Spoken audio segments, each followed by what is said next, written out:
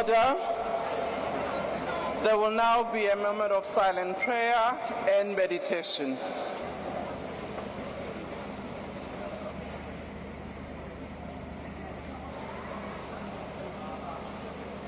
May we all be seated.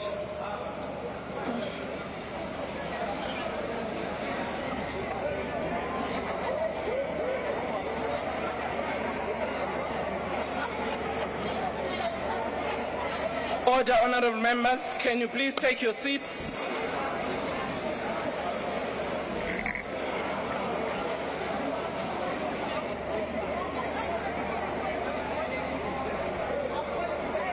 Order. Order, please.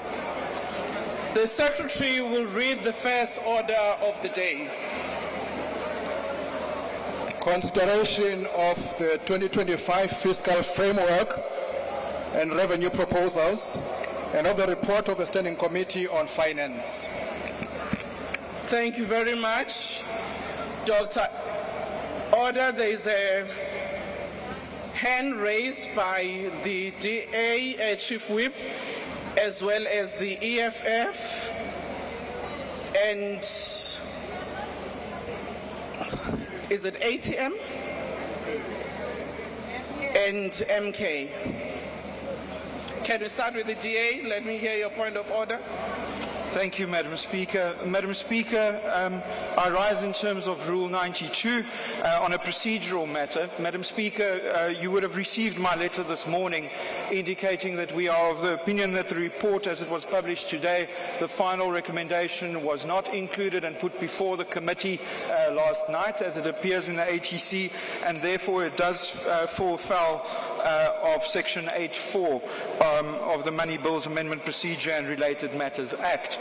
I did receive your response. However, I wish to put on record that it is our opinion that this procedural matter is, that the matter is in procedural default.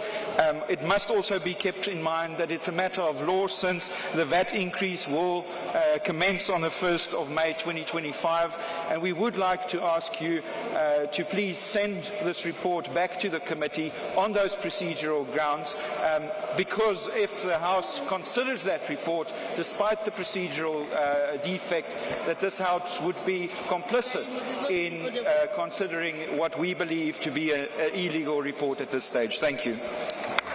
Noted. Can I hear, I think it's Bossa. Was it Bossa or ATM? No, I've noted the other parties. I've noted you, EFF. Thank you, no, Speaker. you were the third. It's okay? Yes, honourable member. Thank you, Speaker.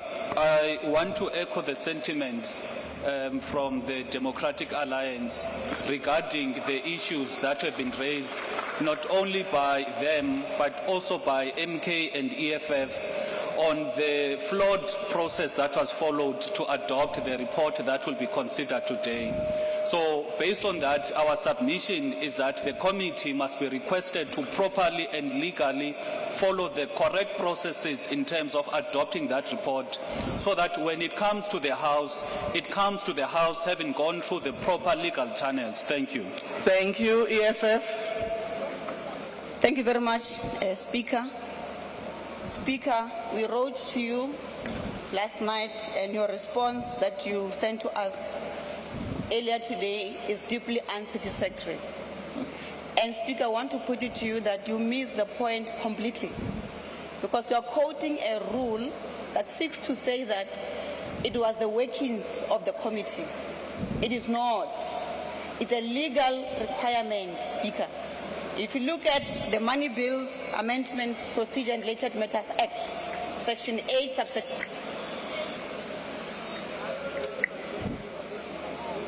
Speaker, my mic is going off.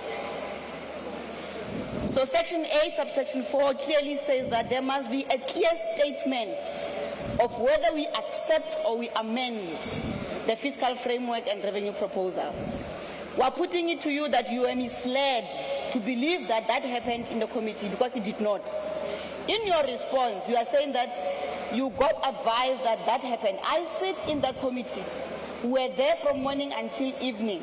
That did not happen. And we are saying to you, it's a question of a legal requirement, not a procedure of a committee. And therefore, we appeal to you to suspend today's proceedings, send back the staff to go and do the right thing and comply with the law of this country in terms of that act. Otherwise, if you continue as Speaker, it will be procedurally unfair and unlawful. Therefore, we're asking you, please suspend today's proceedings. Let the Standing Committee on Finance go and agree, firstly, with a clear statement, as is stipulated in the Act, that it must be clear that it's either amending or accepting. The issue of the recommendations and the report, that's a separate issue altogether. Here we are dealing with an objection because of the illegality of the process that happened yesterday. I thank you, Speaker. Thank you. Noted. The MK. Thank you, Speaker. Speaker, we rise on the same issues that members are raising with a different angle. And the angle we are rising on for us on the procedural matter in terms of the monies bill is that in the monies bill that we're dealing with here today, the Money Bills Amendment Procedure and Related Matters Act, that act does not make provision for conditional acceptance. What we saw happening in the committee is a situation where one of the parties made a condition that they support the bill on condition that in 30 days this and that must happen. So we are saying, Speaker, that's procedurally flawed. There is nothing in that law that allows for conditional acceptance. So to bring a report here with a conditional acceptance is to bring a legally flawed report. Secondly, Speaker, in terms of the law, there is no latitude to reject the report. But if you go to the report, Chair, you go to the last line of the report, it has listed companies there that have rejected the report. That should have been the easiest of things to illustrate the illegality of this. It cannot be that you have a report that lists, on the last line, Speaker, have a look at that report. Even if you have to take a 10-minute adjournment, look at that report. You will find an unlawful line there that says this party, that party rejected. The law does not allow you to reject. So to have a report that talks about the rejection, we have a report that is unlawful.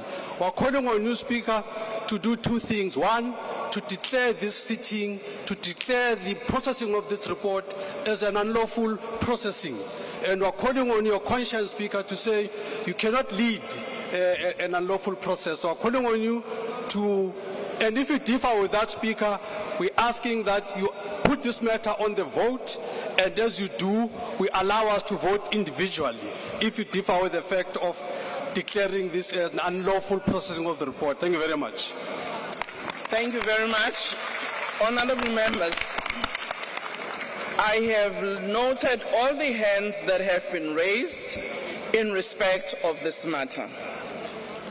Honorable members, as we know, the passage of the fiscal framework and the budget are determined by the Money Bills and Related Matters Act of 2009.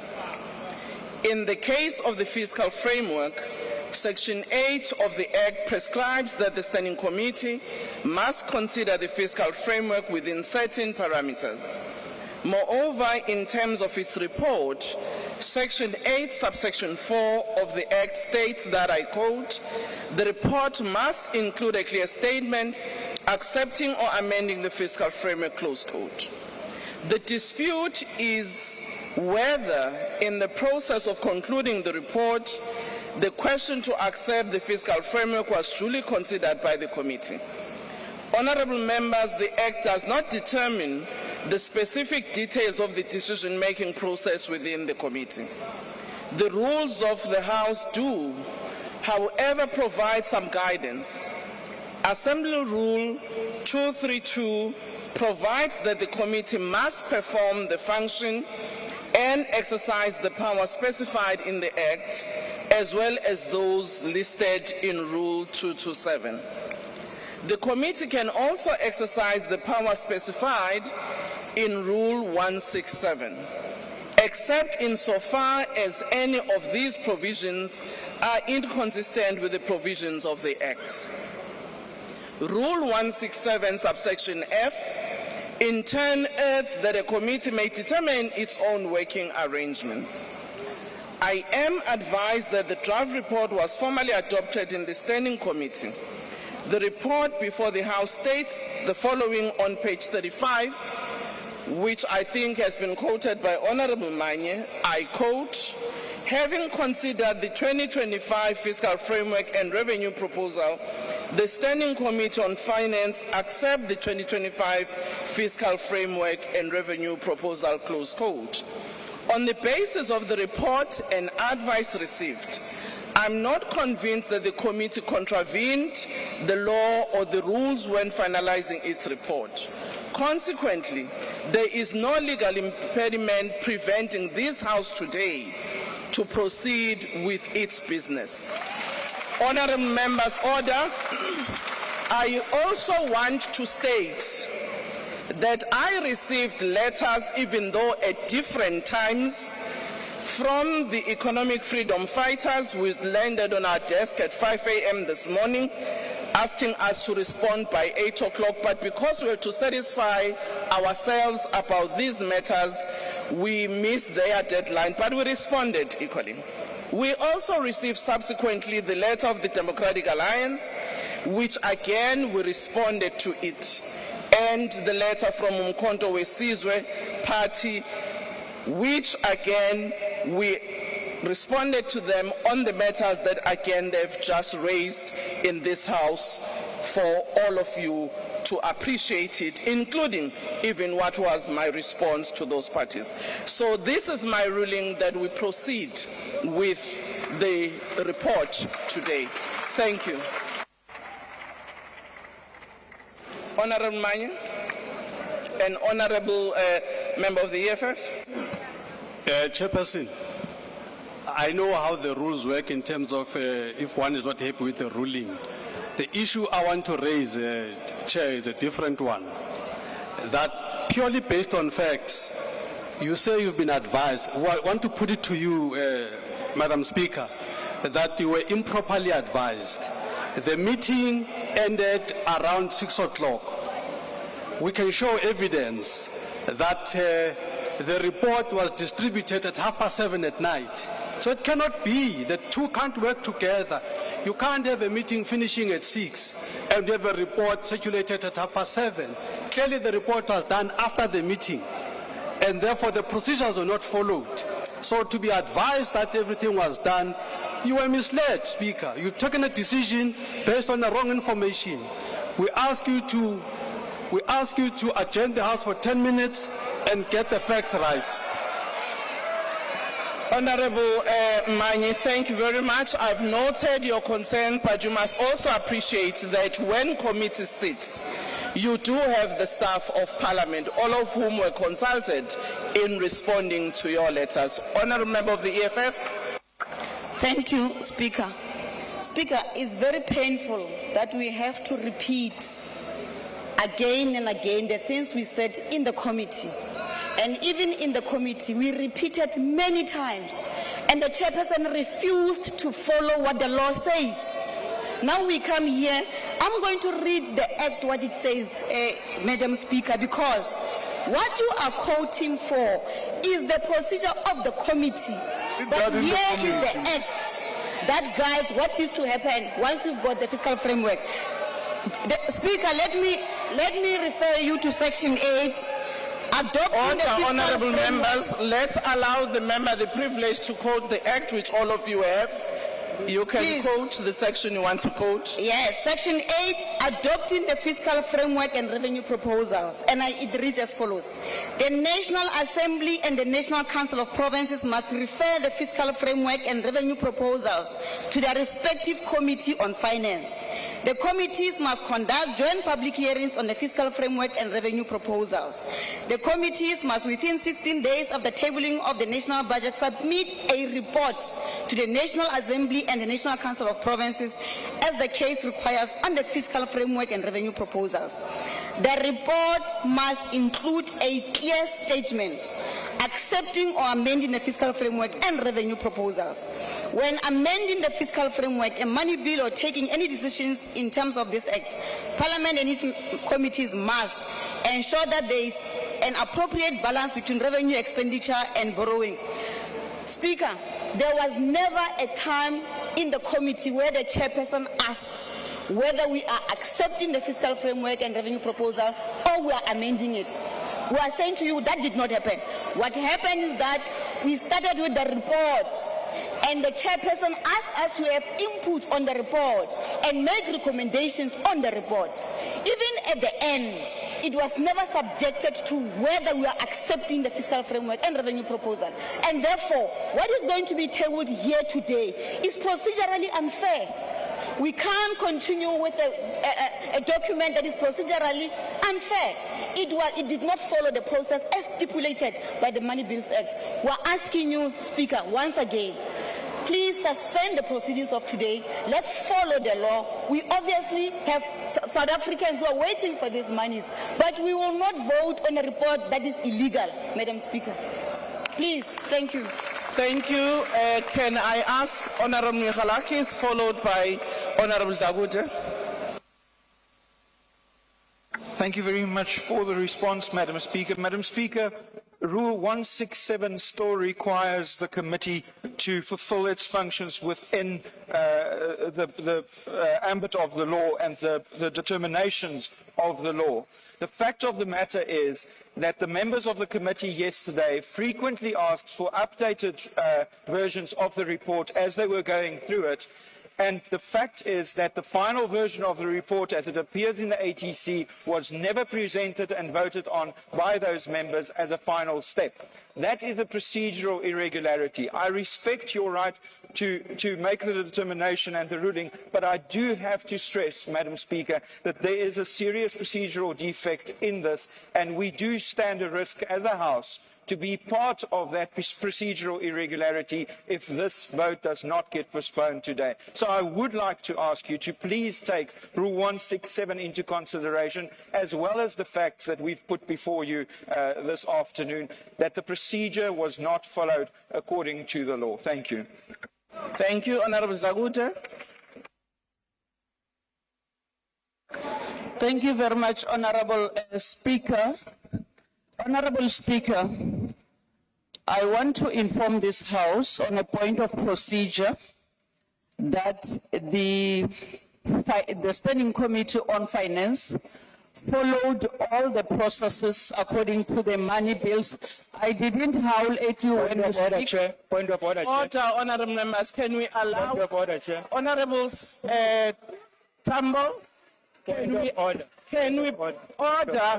Honorable member, I will take your point of order, but I've given a member an opportunity. This is a mistruth. She can't make a reflection of a committee she doesn't sit on. What is she reflecting on? Honorable She's member. reflecting on an ATC that is irregular, unlawful, adopted, unprocedurally. Honorable, she's telling a...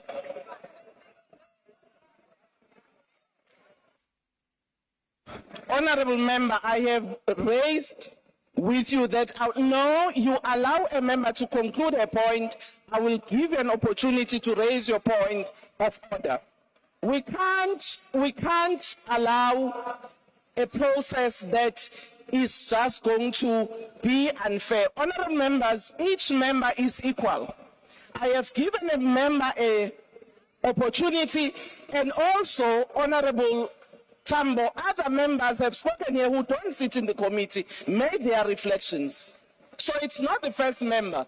Other chief whips here, some of them don't sit in that committee, and they've spoken, they've made their reflections. So you can put your hand down, I will come to you. So can you please allow me to chair the session?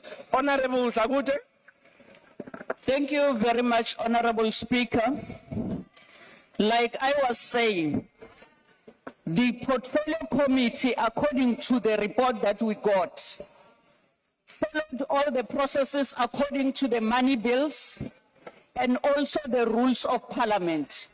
We were then informed in the Chief Whip's Forum this morning by the EFF and also the MK that the sitting today is illegal and they are going to court if this sitting is not postponed. So we indicated to them that as the ANC, we are going to the sitting, and those who feels that the sitting is illegal, they shouldn't attend, because by mere of their attendance in this house now, it means they agree with the processes and also they are legitimizing the sitting. Thank you very much. Thank you, Honorable Tambo. Order, honorable members. Honorable Tambo, what's your point of order? Thank you very much, Chairperson. I think the first point of departure that we must state that although members of parliament should all be allowed to make reflections and contributions in parliament, it should be labeled and categorized as incorrect to reflect on the procedure of a meeting you did not attend, and base your reflection on a report that is currently being contested in the House. The reflection on procedural processes that happened in the committee being made by Honorable Jagute is based on a report that we are currently debating whether it's valid or not. So her submission is invalid. Second to that, because we are saying that we can take this report to court, we must correct you on the timeline of when we sent you the letter. We didn't send you a letter at 5 a.m. this morning. It was sent to your office last night after we received this irregular report that did not contain the amendments we as members of parliament put into the report while we were in the committee. So the letter we sent to you was based on the fact that we received a final report that did not reflect recommendations and amendments that we stated in the committee, that had, in hindsight and in retrospect, a clause that accepts the fiscal framework of 2025 and revenue proposals, whereas we never deliberated on that in the committee. So please, let's refrain from reflecting on procedural occurrences in the committee when we were not there, and let us allow members of the committee who were there, who witnessed procedural errors. 3 political parties have raised that here today. Let's allow them to be the ones who guide those reflections and advise you. You are advised by people who manipulated a report. It's unlawful, it's illegal, and we must allow this House to conclude now. Thank you. Well, thank you, honorable members.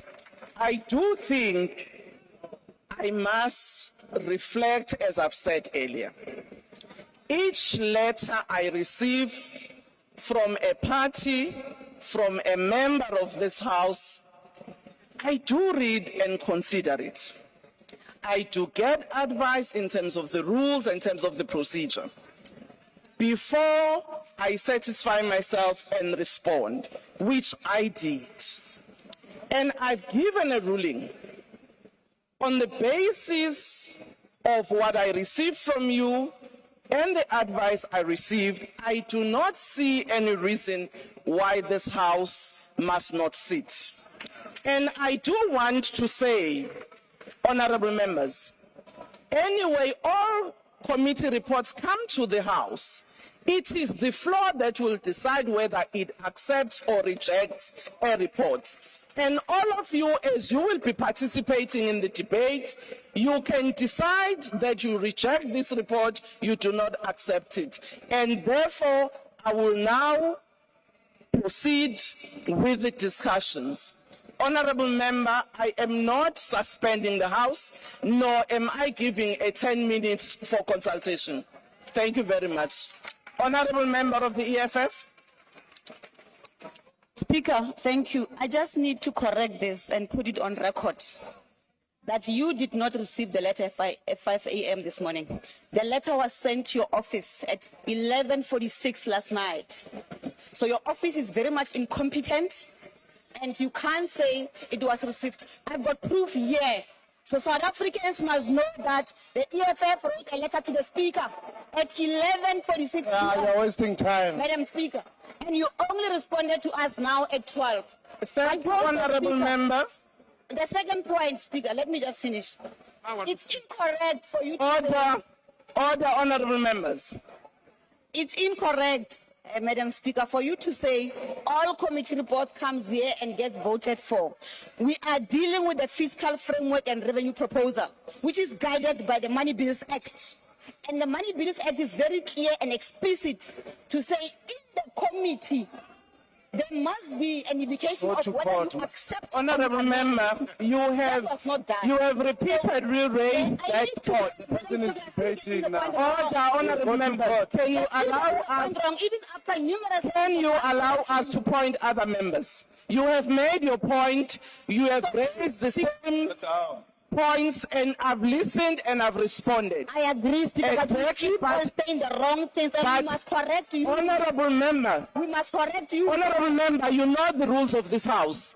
When a speaker or a presiding officer has ruled, you have got other channels to raise your point. And I don't think we need to belabor that. Honorable member of the PA? Speaker, you have given us ample time to debate here. Let's proceed, Speaker. Let's proceed. Let's proceed. Remember, You've made a please allow a member to say their point.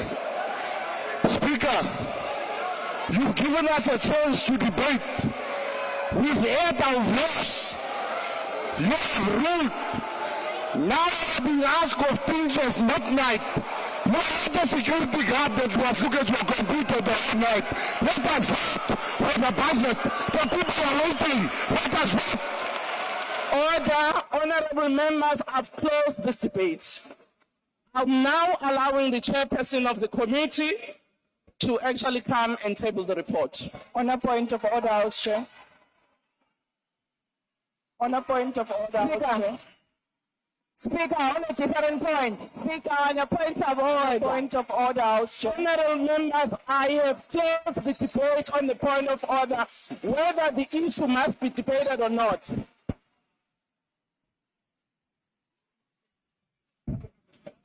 Honorable Chairperson, On a different point. honorable members, On a different point. I will take a different point when we've tabled the report. Honorable Manya, you can put your point down. On procedural matters, I've responded to you on this matter. And the item on the agenda is on the tabling of the report of the fiscal framework. And we must proceed. We have taken your points. We've heard that some of you have a problem with it, but I've responded and I've closed the matter. Speaker, I'm rising on a different point. Can I continue? No, honorable member. It's a sound. I want to raise the issue of the sound. Okay, the sound people have heard, they are going to correct the sound. No, we don't hear anything, Speaker. On a point of order, Speaker.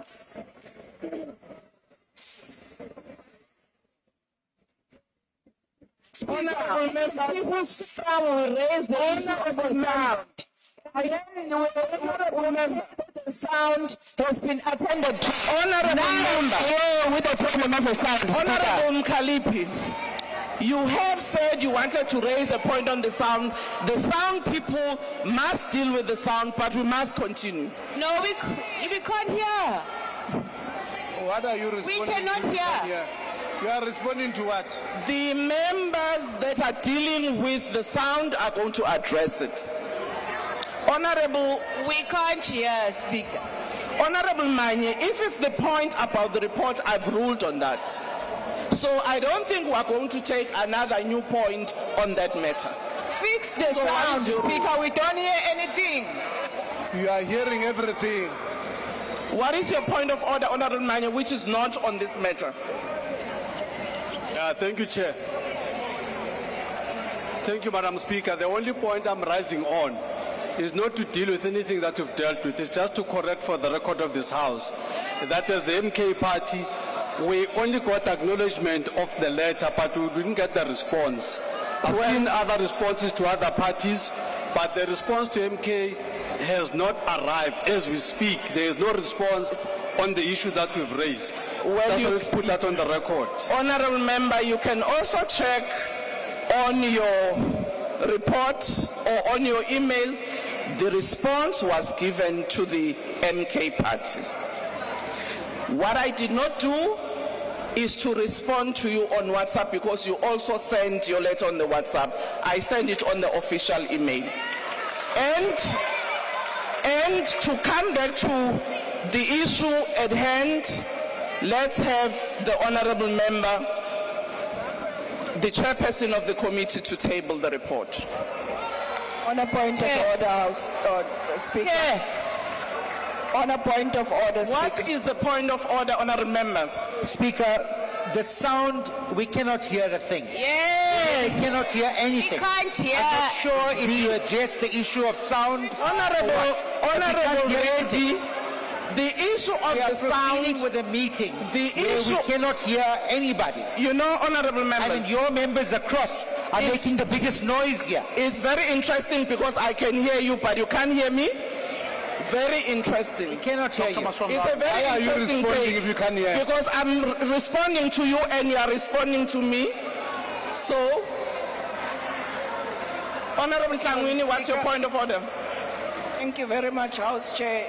You know what, House Chair, what is quite embarrassing and what is quite sad, it's your desperation this afternoon. You can clearly hear that there are issues with the sound and your reluctance to just give us a 10-minute break to sort out the sound issues. Because it's not only about me and you seated in this tent, it's about the millions of South Africans that are waiting on this house to make a decision. We can and hear to you only very make well. it about you, it's wrong. And to only make it about the ANC, yet again, We can hear it's you very wrong. well. Stop wanting to be a voting kettle. Stop addressing the issue of the sound. Let's take a 10-minute break. The Sound sound is and perfect, the echo, it's bad. And We that can is a hear you very reflection well. on the videos that It's we are putting wonderful. out there to our constituency. We are saying this is a people's parliament, so let us act In as further that and warrants stop you. this rubber Sound stamping is that we are perfect. We planning to can do hear this you. afternoon. Our people can hear you, Speaker. Continue. Order, honorable member, the member of the PA.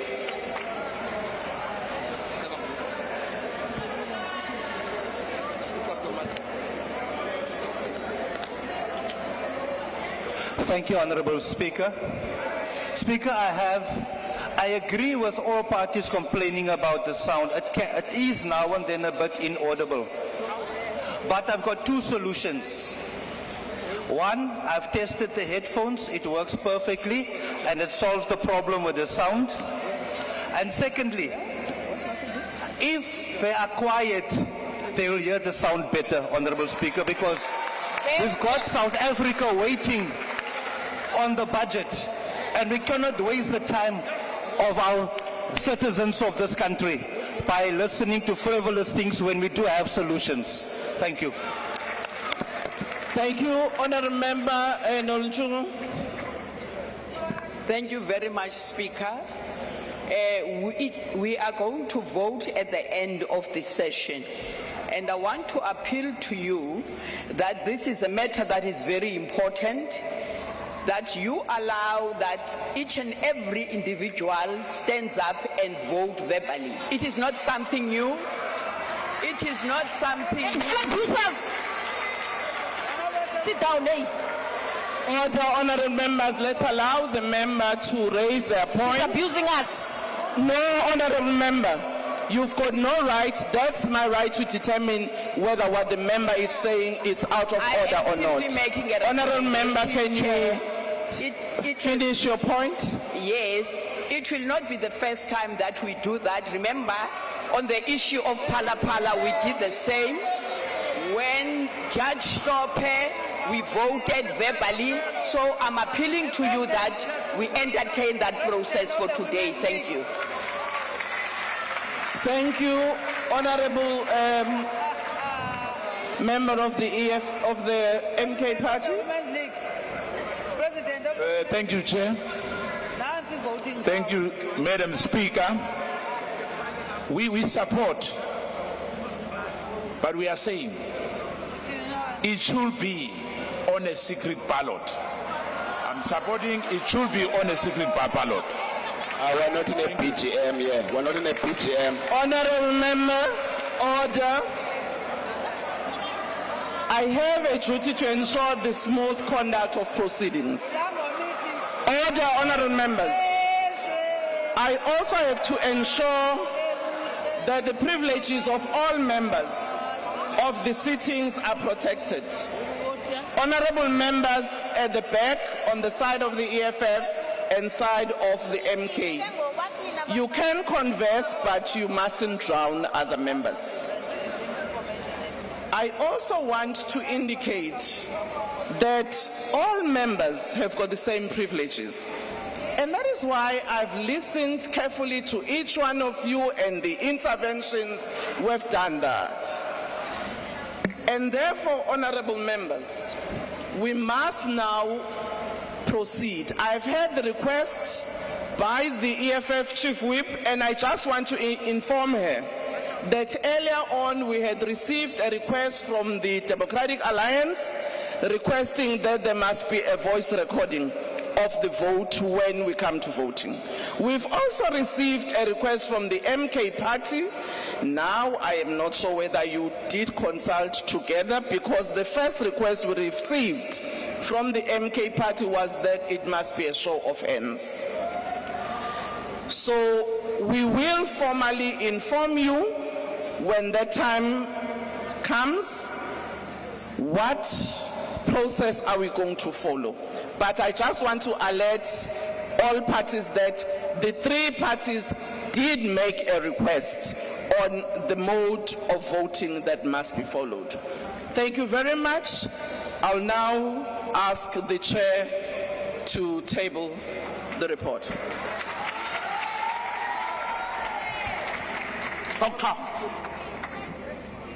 Thank you, Honorable Speaker. The Deputy President, Ministers, Deputy Ministers, Members of Parliament. I want to indicate that the Minister of Finance, Honorable Godongwan, tabled the 2025 national budget before Parliament on 12 March 2025 in terms of Section 27 of PFMA and Section 7.1 of the Money Bills Amendment Procedure and the Related Matters Act. The Minister, together with the Commissioner of South African Honorable Revenue members, Service... sorry, Honorable Chair. Chair, we can't hear this illegal... Can we please framework. ask members... We can't hear. It's even illegal and we can't even hear it. Can we please ask members to use their earphones? Chair, it's even worse when they put it on. We're not lying. Honorable members. When ANC, you'll also members. to steal money. Order. That's why they say this thing. Honorable members, we are I'm proceeding. pleading with you. We cannot abuse our privileges. No, you are abusing us, Speaker. You are abusing us by not providing us quality sound. Sound is 101. We're not even pretending. Honorable Speaker, listen to it yourself. Chairperson of the committee, can you please proceed? Honorable members, I am not going to allow points of orders because really this is about abusing privileges that we have. Speaker, it's not No, true. You are honorable members. us as a speaker Honorable, representing our constituencies. We cannot hear. Speaker, listen. It's horrible. Plus, there's squeaky things here. We can hear you telling us how illegal this framework is. I don't even understand how you can't hear the squeak in this dome as well. This is the quality that you are giving us to listen to an illegal report, Speaker. It's not fair. Honorable members, I've raised earlier on that while all of you have got privileges as members of the House, such privilege cannot be abused. You have raised the issue of the sound. We have asked the sound people to address it as you are continuing to make your points of orders. We have been assured that the sound, both on the earphones and also in the dome. So those of you who may not hear from not using your earphone, I will really plead with you to use your earphone so that we proceed the debate. And I would really plead with members not to disrupt the House by actually coming up with all sorts of spurious points of orders. Honorable member, can you please raise your point of order so that we can proceed with the debate? Thank you, Speaker. And Speaker, we don't want to disrupt the proceedings. I think that's the first point of departure. Speaker, you might downplay this issue of the sound, but it's not the first time. We've raised it before, and this is now the third time. The last session we had to adjourn for them to fix the sound. The other time it was the aircon. The other time it was something else. So we are saying to you, your house is collapsing, Speaker, under your watch, under the GNU. And that is why we are saying this is a very important sitting. If the whole of South Africa is watching the proceedings of Parliament, we might look like we are unreasonable by actually pointing out to you the things we've pointed out to you before.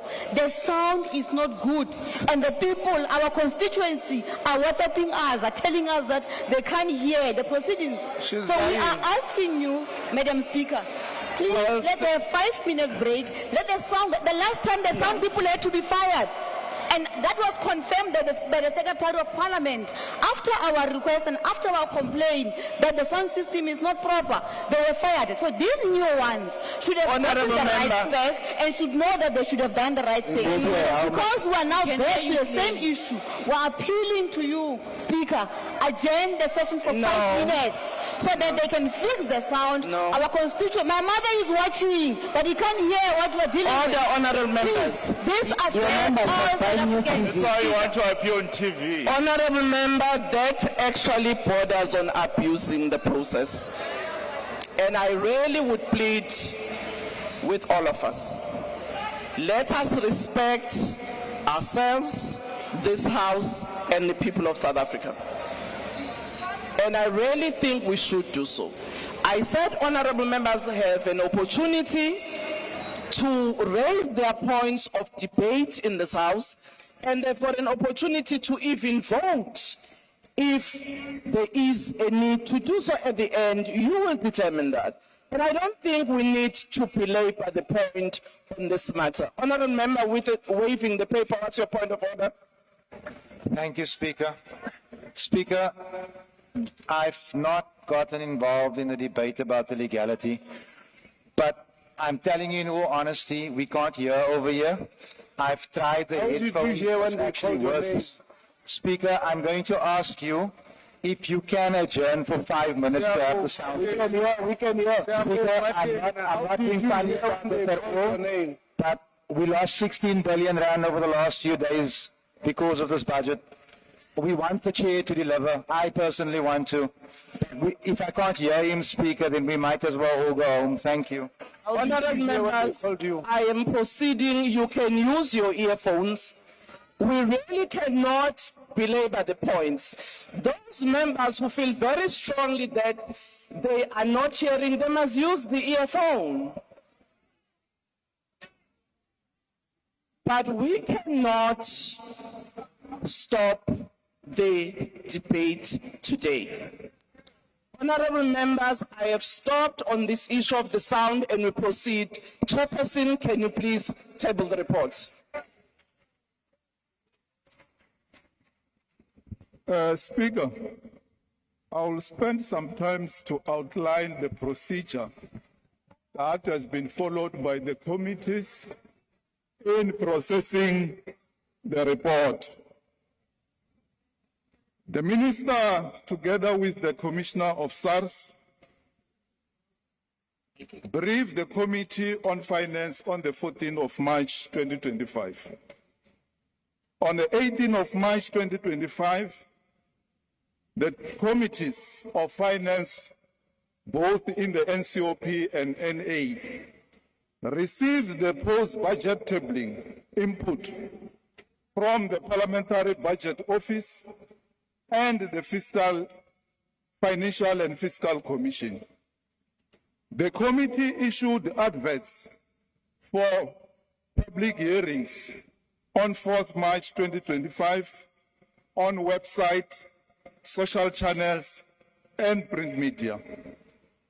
The committees held public hearings on 25th March 2025.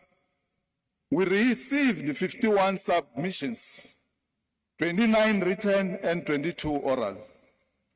National Treasury and SARS responded to the issues raised during the public hearings and engaged with the committees and stakeholders on the 28th of March 2025. On 31st March, the committee secretariat sent out the draft report and the agenda of the committee meetings to the members of the standing and the select committees, respectively. Yesterday, which was the 1st of March, the two committees, the standing and the select committees, had a meeting to consider and adopt the report. The meeting is conducted in terms of the rules as outlined in the rules book. Speaker, Section 8, subsection 1 of the Money Bills Amendment Procedure and Related Matters Act 2009 requires that the National Assembly and the NCOP refer the fiscal framework to their respective committees on finance. Section 8, subsection 3 requires that committees must, within 16 days after the tabling of the budget, report to the NA on the fiscal framework. And we are doing that today. The report that the House is considering today is a result of an extensive process. We welcome the budget as tabled by the Minister of Finance, as it will invest in strategic infrastructure. Over the next 3 years, 1 trillion will be allocated to public infrastructure, with major allocations to roads, which will be 402 billion, energy 219 billion, water and sanitation 156 billion. This budget will support job creation and maintain a growth-friendly fiscal policy that will underpin government policy over the medium term. It will stabilize the debt service costs, which consume 22% of every rand of revenue. Spending is highly redistributive, with the social wage making up 61% of total consolidated non-interest spending over 3 years. Having considered the 2025 fiscal framework and revenue proposals, the Standing Committee on Finance adopted the 2025 fiscal framework and revenue proposals, and this report was adopted with recommendations. Amongst the recommendations that the committee processed was the issue of VAT. And in this regard, I want to commend the Action SA for crafting the recommendation. The Minister of Finance should give the rationale as to why an increase in the VAT rate, and what will the government do to mitigate the impact of the increase in the VAT rate. The minister is given a reasonable time to assess the budget and see if he cannot find items which the government can cut to make up for the VAT. Speaker, today we are processing the budget of the country, which is an issue of national interest. Decisions made in the national budget influence the standard of living, the distribution of wealth, and the overall economic health of the country. Thus, citizens, policymakers, members of parliament, and international actors closely scrutinize the national budget as it determines how a country handles its financial resources and addresses pressing national needs. Speaker, I want to indicate that in the meeting of yesterday, all parties who participate in that committee had an opportunity either to object or to agree with the report. Those parties that objected, their comments are contained in the report. And the meeting was conducted, as I've said before, in terms of the rules of Parliament. There was no member who was intimidated in conducting that meeting. All members participated freely. At the end, the report of the committee was adopted. I want to indicate, Speaker, that I want to move that the report of the Standing Committee be adopted today. And as patriots, let's make sure that we vote for this report, not for party politics, but for the interest of the people of South Africa. Let's rise above party politics and care about the needs and the interests of the people of South Africa. I so move, Speaker. Thank you, Honourable Member. Honourable Van Rooyen.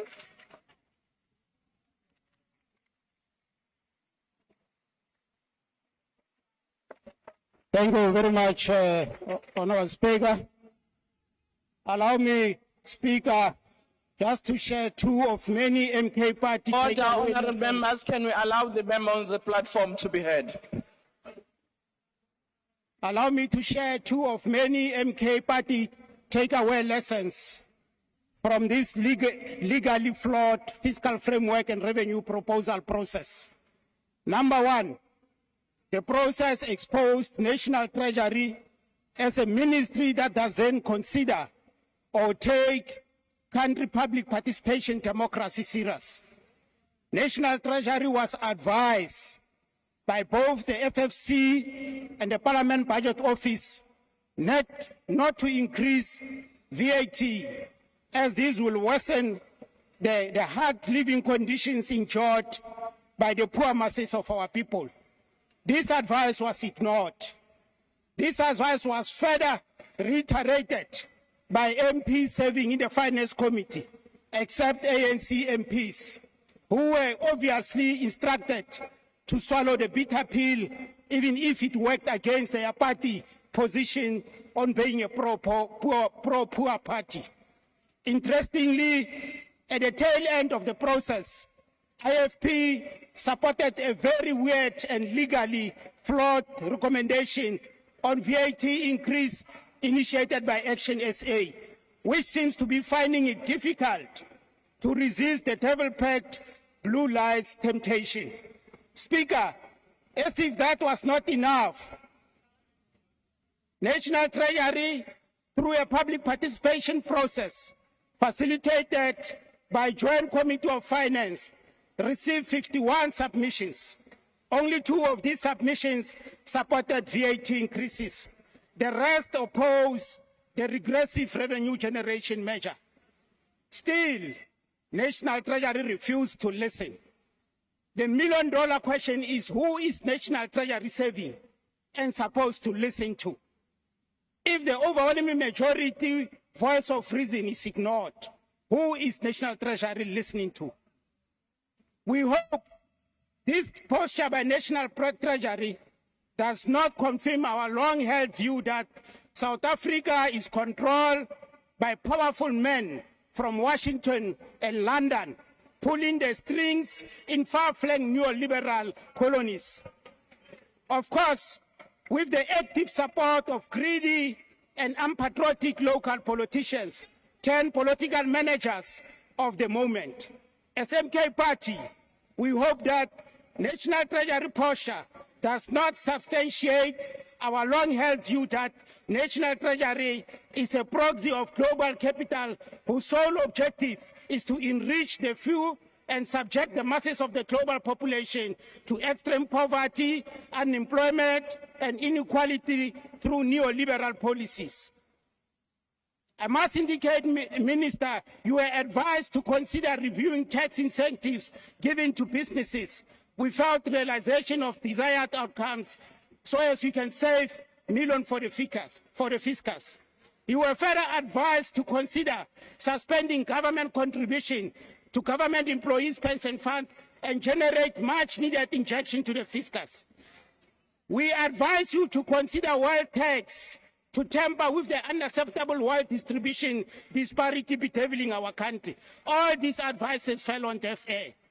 Honorable Speaker, the list of alternative revenue sources is very long. Our country has the potential to finance its development agenda, provided its leaders stop worshipping white capital at the expense of its people. MK Party does not support this report. It is far from addressing the budget requirements and challenges of our beloved country. It is more a compliance exercise which fails to meet the statute provisions. I thank you, Honorable Speaker.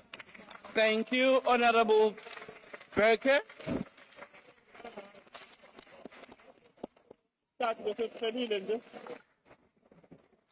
Mrs. Kelly.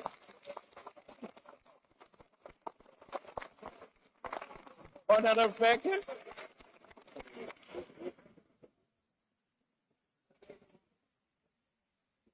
Madam Speaker, it's significant that this report was considered in yesterday's committee on the first day of April. A farcical day for a farcical process leading to a farcical report. Yet, it's a report that sadly is not an April Fool's joke. Madam Speaker, this House generates stacks of reports, agendas and minutes of meetings which fill archives, servers and libraries. Much of it meaningless, expensive, full of nothing documents that change very little for our people, a waste. But every now and then, Parliament has the ability to take regular A4 paper and give it remarkable power, to change lives with laws, to table budgets, and because of the power in the Constitution and the Money Bills Act, gives Parliament the power to amend bad budgets. And yesterday we had the chance and almost the numbers to amend a bad budget. We could have fulfilled our constitutional duty to do so, to protect South Africans, to protect them from a budget that includes VAT increases, that doesn't move the needle enough for an efficient government that creates jobs and grows the economy. And that chance was spectacularly squandered. It was squandered by Action SA, the IFP, and the ANC, who voted on a version of a report which only came into existence hours after the meeting and the voting had concluded. Now, sure, supporters of this April Fool's Day farce are very quick to point out while they accepted the fiscal framework, they're making recommendations to relook at tax increases. Madam Speaker, the archives are full of reports with ignored recommendations. Why don't we ask the Auditor General how delinquent ANC local governments across the country respond to their recommendations year after year? Why don't we ask those who worked on the Zondo Commission what they think the effect of their recommendations has been? After all, the Zondo Commission detailed how the Honourable Joe Moswangani was complicit in state capture. Yet that honourable member is here with us today. He spoke just earlier. And he chaired the farcical, procedurally flawed meeting yesterday. Reports in the hands of ANC-led governments mean nothing. Let me be specific. Action SA took the votes it received from market-friendly and centre-right South Africans and sold them out Honourable member, to support the framework for what? Order, Honourable Becker. Can you take a seat? Honourable member, what's the point of order? No, thank you very much, Honourable Speaker. I'm rising on Rule 85. The Honourable member is casting aspersion on Honourable Moswangani. He says Honourable Moswangani is complicit in terms of the state capture. So if you want to do that, he must bring a substantive motion. Thanks, Speaker. Honorable Member, I would listen to the Hansard and come back with the ruling. Honorable Makhlakis, what are you rising on now? Thank you very much, Madam Speaker. Madam Speaker, when you consider the Hansard, will you also consider that the honourable member actually quoted the Zondo report, which was a fact? Thank you. Honorable Member, I said I will look at the matter and come back to the House with the ruling. Can you proceed, Honorable President? Madam Speaker, I've consulted the Hansard dictionary on what casting aspersions means. Honorable Member, can you please proceed with your speech? None of what I've said was false or misleading. It's all very well documented. And for me to damage your reputation, you need to have one. Honorable Member, on order, Honorable Member. I have said on the matter, because there was a point of order raised, I will come back to the House. So can you proceed with your speech on the report? As I was saying, Madam Speaker, what did Action SA sell their voters out for? 5 minutes of media coverage? Promises of future cabinet positions? Insults. Certainly not to stop taxes, because those taxes and those increases are still very much baked into the fiscal framework. Action SA has said it's in Parliament to be a constructive opposition. Its only significant achievement so far is to support a report enabling an ANC anti-poor, anti-growth and anti-jobs VAT-based budget. Go home. We hate the ANC, that's a man. And so there are only two rational explanations for what they were thinking and what the IFP might have been thinking. Either they were the April Fools and they genuinely thought they were changing the budget with their flimsy, pointless recommendations, and they didn't come to the committee with even a basic understanding of the Money Bills Act. Or, alternatively, these parties knew exactly what they were doing and were trying to make South Africans the victims, selling us down the river for an ANC VAT-based budget. And either way, what the IFP and ASA did was treachery. The DA, on the other hand, is very clear about what we're doing, and we've been consistent, both in our intentions yesterday and through the course of the 7th administration. We joined this government to drive efficient spending, grow the economy and create jobs, not to enable the worst parts of the ANC. The ANC will have to turn to Action SA for that. Is poor. We've been met with an ANC that's refused to upgrade the economy or to compromise. They don't want coalition partners. They want supplicants. Welcome, ASA.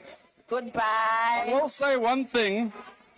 Order, honourable members.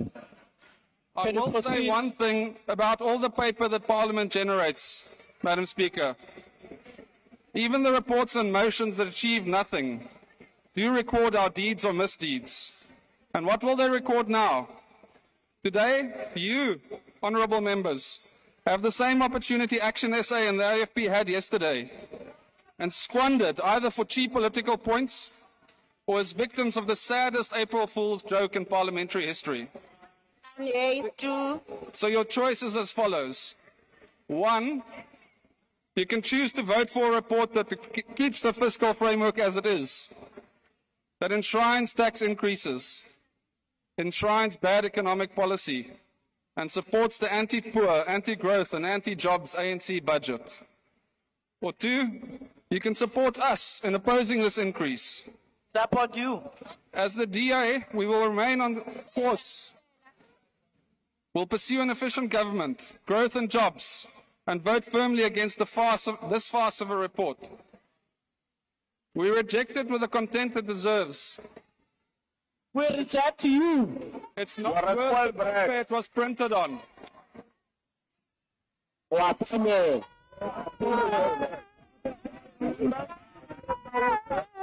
Angry about the blue lights, no?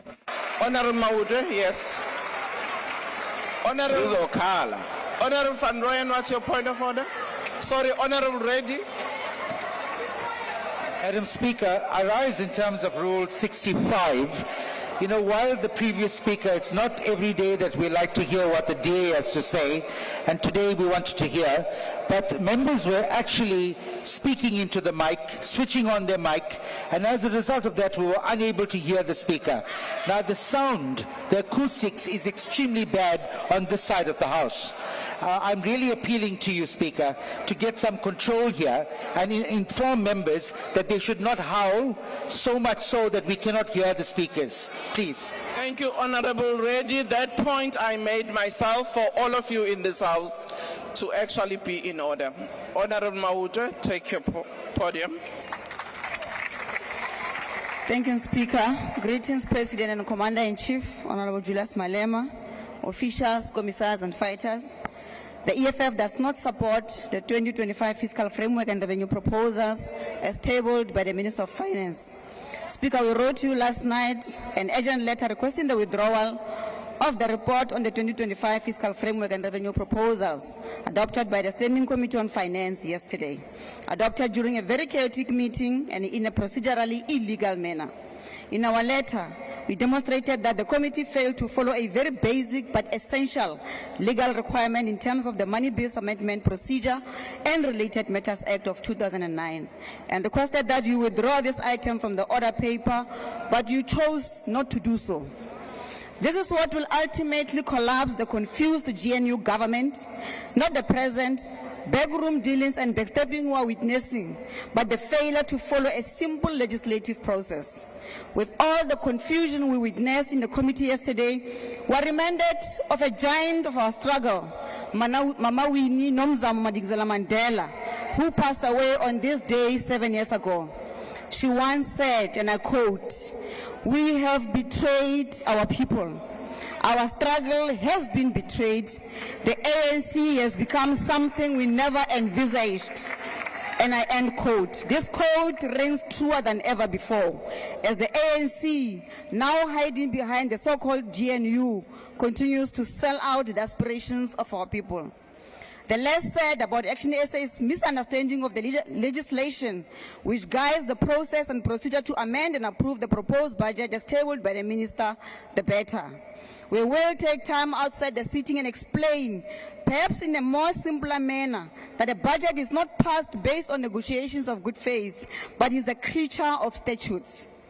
But let's deal with the crux of the matter, the debate, and what has caused so much chaos with this budget. Speaker, allow us to take the educational approach, and then we'll make some of the proposals that should have found expression in amending the report. Firstly, the procedure to process the fiscal framework and revenue proposal tabled by the Finance Minister is guided by the Money Bills Amendment Procedure and Related Matters Act. Let me remind you, this is the very same legislation that, when it was introduced in the late 1990s, the ANC and the then Finance Minister Trevor Manuel did not want this law because they wanted all the powers in the hands of a government to pass a budget. But that is not what the Constitution says. Secondly, once the budget is tabled by the Finance Minister as a proposal, it is up to us as members of Parliament who have legislative responsibility to finalize the budget. We cannot send it back to the Finance Minister. It becomes our baby, and we must see it through to the end. Number three, like we said in our letter to you, Speaker, this report was adopted unprocedural because despite our advice in the committee, the ANC refused to hear the advice and follow simple procedure. They could not allow for this to happen because they wanted to hoodwink Action SA into adopting a report they seem not to understand in its implications. And for that, we don't blame them because they simply didn't know. Lastly, Speaker, all other money bills, this includes the appropriation bill, division of revenue bills, and all other bills, including ultimately VAT, must be consistent with this fiscal framework and revenue proposal. You cannot vote for a VAT increase today and hope that when it comes in the form of a separate bill, it is different. It will be inconsistent with the law and this fiscal framework. President, we are making simple proposals as the EFF. We are saying we reject the Finance Minister's proposal of VAT and we say it must be kept at 14%. We're saying let's adjust the personal income tax bracket in line with inflation so that when middle and low income earners receive annual adjustments on their wages, they are not pushed into higher brackets.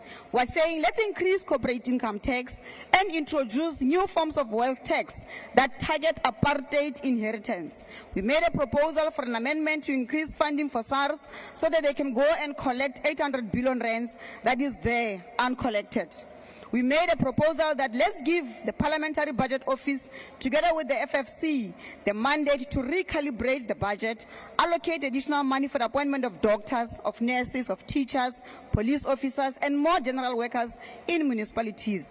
We made all these concrete, practical, and implementable proposals in the meeting, but there was never a procedural and legal way to put this before a decision of the committee. Instead, Speaker, they were just ignored. Now, this is what is going to happen. If you vote for this fiscal framework and revenue proposal today against the advice, we are going to challenge you in court for failing to follow the law that is clear and basic. I thank you. Thank you, Honorable Member. Honorable Hadebe.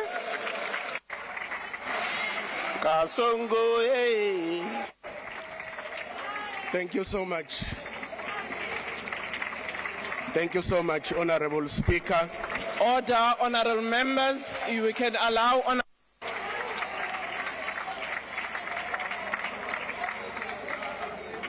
Thank you so much, Honorable Speaker. The Inkatha Freedom Party acknowledges the presentation of the 2025 fiscal framework and revenue proposals. The IFP notes that the macroeconomic projections underpinning the fiscal framework, particularly the estimated GDP growth rate and inflation forecast, while the government's revenue projections are optimistic, we urge a more cautious approach considering global economic uncertainties and domestic structural challenges such as higher unemployment, energy insecurity, and policy inefficiencies. We support efficient government spending but remain concerned about continued wasteful and irregular expenditure. We call for a strengthened oversight mechanism to curb corruption and mismanagement, realignment of expenditure priorities to ensure increased investment in healthcare, education, and job creation initiatives, and greater fiscal support for small and medium enterprises as engines of economic growth and employment. The revenue proposals include adjustments in taxation and the introduction of new levies. We raise the following concerns: that any increase in taxation should be carefully assessed to avoid discouraging investment and burdening households. We welcome the government's expansion of the zero-rated goods list to protect vulnerable communities, while we support measures to curb harmful consumption, tobacco and alcohol excise duties. We caution against excessive increase that may fuel illicit trade and job losses in affected industries. We acknowledge the importance of debt sustainability and therefore call for a pragmatic approach to deficit reduction. Instead of austerity measures that disproportionately impact service delivery, we advocate for targeted expenditure cuts in non-essential government spending, enhanced revenue collection through improved tax compliance and efficiency in tax administration, and encouraging private sector partnerships to lighten fiscal pressures while stimulating investment. Fiscal policies must be assessed in terms of their impact on poverty reduction, employment and economic growth. We emphasize the need for increased public investment in infrastructure to create jobs and improve service delivery, expanded support for agricultural development to enhance food security and rural economies, and greater allocation towards youth employment programs and skills development to equip South Africans for future industries. Furthermore, we stress the importance of a transparent and accountable fiscal process to ensure that the fiscal framework achieves intended outcomes. Honorable Speaker, in consideration of the issues we have raised as the IFP, we support the 2025 fiscal framework and revenue proposals, as well as the committee report. And in conclusion, Honorable Speaker, I wish to caution the DA that if the DA think that their views are a master plan for all of us, they must wake up and think again. We are here to represent our constituency. We are here to represent the people of South Africa. We are not here to take mandate from the Democratic Alliance. Order, Honorable Speaker. Honorable Speaker, lastly, if the MK party is really true and honest in that they are representing the people of South Africa, they must ask their leader why he loaned 2.4 billion to Swaziland when he was president of South Africa, instead of taking that money and give it to the people of South Africa. I thank you.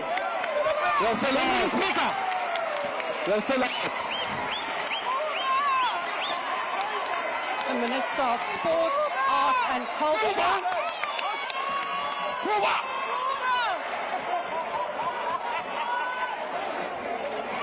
Deputy Speaker. Deputy Speaker. Deputy Speaker. Honourable Minister, please take your seat. Honourable Minister, please take your seat. There is a point of order. Could I just get an indication of where the point of order is? Honourable Dartmoor. Thank you, Deputy Speaker. My point of order relates to the fact that when the honourable member from the IFP started speaking and addressing some comments about the MKP that we could not hear, and we request that he be given an opportunity to repeat what he said about the MKP. No, we agree. Honourable Member, your point of order is sustained. We will proceed.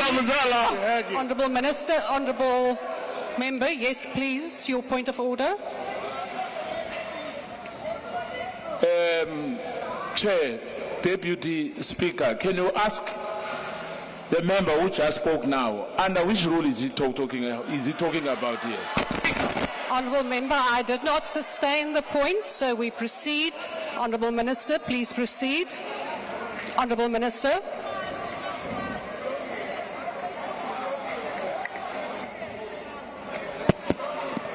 Deputy Speaker. Deputy Speaker. Deputy Speaker. Honourable Minister, please take your seat. Could I just have an indication of who has now activated his or her mic? Yes, it's me on the side. Yes, Honourable Member there at the back. Deputy Speaker, I'd like you to rule on this matter. The Speaker, when he started mentioning the issue of the MK, was drowned. As a result, as members of Parliament, we did not hear. Please rule in it and give him the space to re-articulate what he was saying about the MK, because we did not hear. Was being drowned against the rule that guides this House.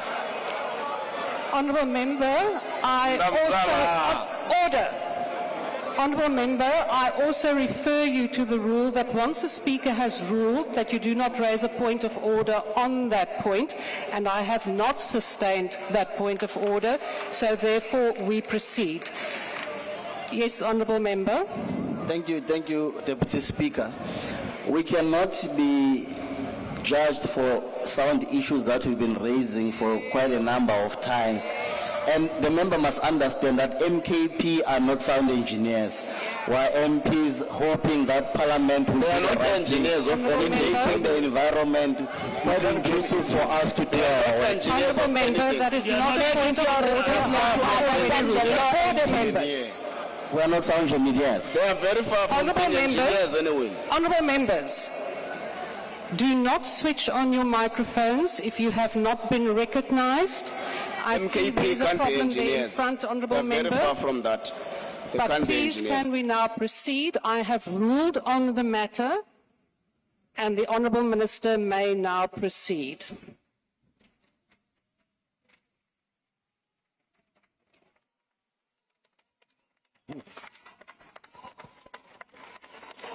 Speaker, we are fighting here today with our GNU partner, the DA. Now it's important that I must give context and history of the fight. The finance minister approached us and he said, we are looking at a 2% VAT. We immediately said, that's too much. We were negotiating, we were fighting, we were debating. We ended up on 0.5 percentage points. I can't have it my way or the highway. So on the basis that the African National Congress, a deployee in the finance minister, was willing to move from 2% to 0.5%. It is the reason why today I'm a proud member of the GNU. Honourable Minister, please take your seat. Honourable Minister, please take your seat. Honourable Manye, on what point do you rise? Thank you, Speaker. The honourable member is misleading the House. There was never a 2%. It's always been a 2 percentage point. It's very clear. The member must mislead the House. Order, honourable members. Honourable members, I am now dealing with Honourable Manye's point. Honourable Minister, I have not yet called you to the podium. Honourable Manye, that is a matter of debate. So the Minister may proceed. I see the Honourable Pambu at the back. Yes, Honourable Pambu. Thank you, Chairperson. I think at some point we must have an interaction with the Minister of Sports, Arts and Culture that he never addresses the matters on the table in the Parliament of South Africa. He's constantly speaking about peripheral matters. Today he's not debating the finance budget. He's speaking about something else. And I think it's a disservice to the people of South Africa. All he knows to do is to he knows to do is to praise those who have deployed him. At some point, there must be a reining in on the Minister of Sport and Culture that he doesn't make valuable contributions in Parliament. We have to have that conversation. He doesn't make valuable contributions to debate in this Parliament. He goes there and he speaks about peripheral issues because it's got no value to it. It's unacceptable. It's been continuing for a while now. We can't accept it as members of Parliament. Can you debate the matters on the table and stop telling us about his role in the GNU and his appreciation? We're tired. We're not thankful. We're tired of that. Please. Honourable Pambu, that is a matter of your opinion and a matter for debate. The Minister may include in his speech whatever he wants to include. We cannot dictate. So, Honourable Manye, is it on the same point on which I have just ruled? Honourable Manye. Chair, I'm raising on the point of saying a matter is a debate when it's a factual issue. If you were to look into but there is no such a point, man. If you were to look into the budget, Honourable Deputy Speaker, there's no such a thing as a 2%. It's a 2 percentage points. It's fundamentally different. It's not a debate matter. It's a factual. Honourable Manye, in terms of the rules, I have now ruled, and the Honourable Minister will now proceed. Honourable Minister, my apologies. Your member there at the back also wishes to raise a point. Yes, please go ahead, Honourable Daniels. Thank you. Thank you. Honourable Minister, please take your seat. Your member is on the floor. Honourable Minister, your member is on the floor. Yes, member, please go ahead. Thank you so much, Honourable Deputy Speaker.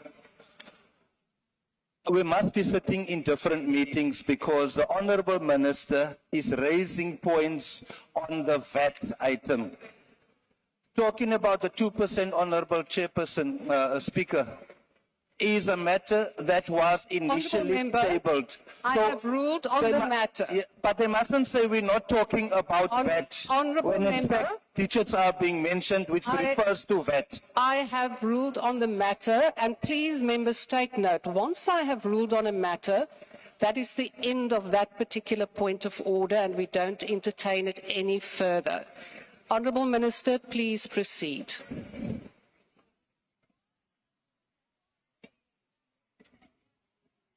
So, Honorable Speaker, it was on that basis that I wanted to explain why is it that I support what we are discussing here today.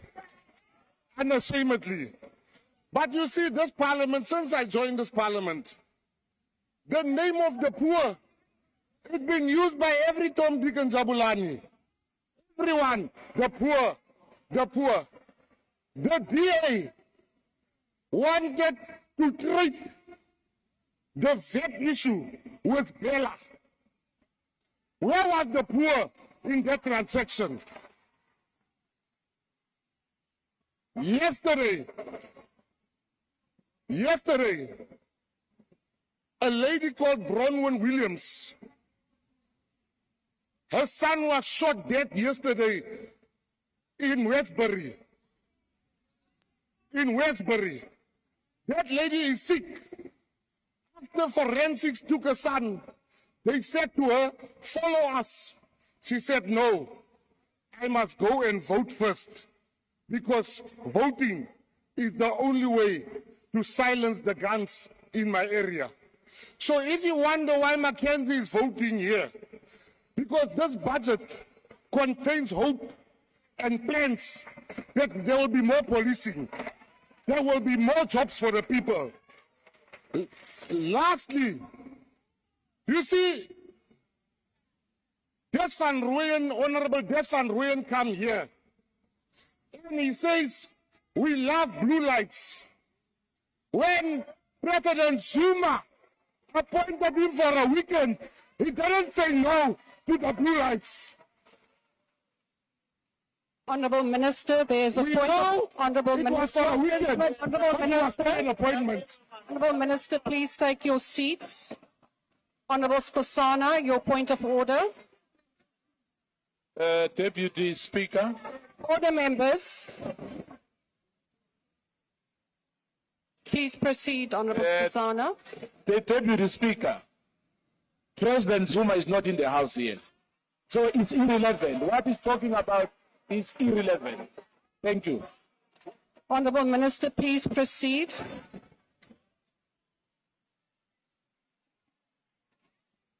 Honourable Minister, my apologies. Please take your seat. Member from the EFF, what is your point of order? Speaker, and this is on relevance. You know, we were having a very sophisticated debate on money bills, on fiscal framework. The minister has totally degenerated the debate on budget.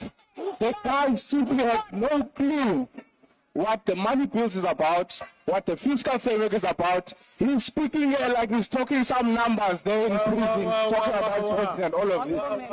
Can you ask the minister, does he know what the fiscal framework says? Or is he going to continue degenerating the standard of the debate in this parliament about the budget? We can't stand for this mediocrity, we cannot. Honourable Member, I have already ruled on the same point raised by the Honourable Pambu, and that is my ruling. Honourable Minister, please proceed. Speaker. Honourable Minister, you will be interrupted again. Please take your seat. Member from the MK, what is your point of order?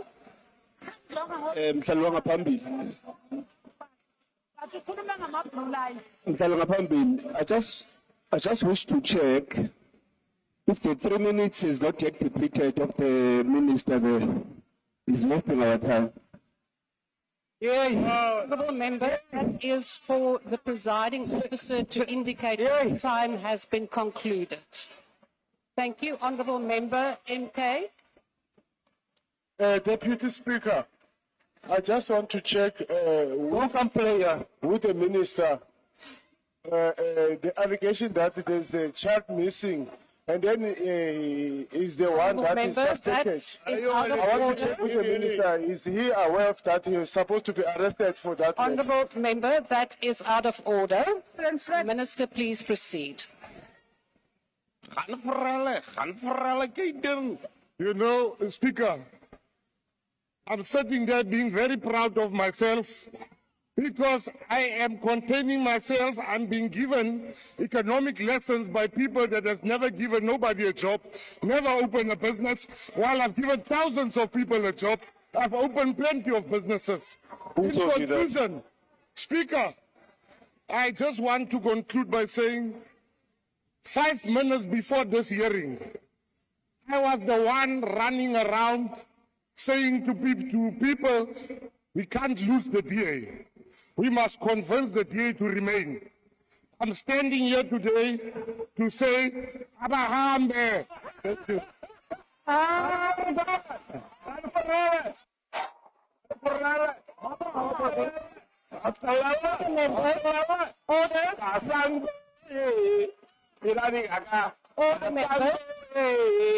Abahambe.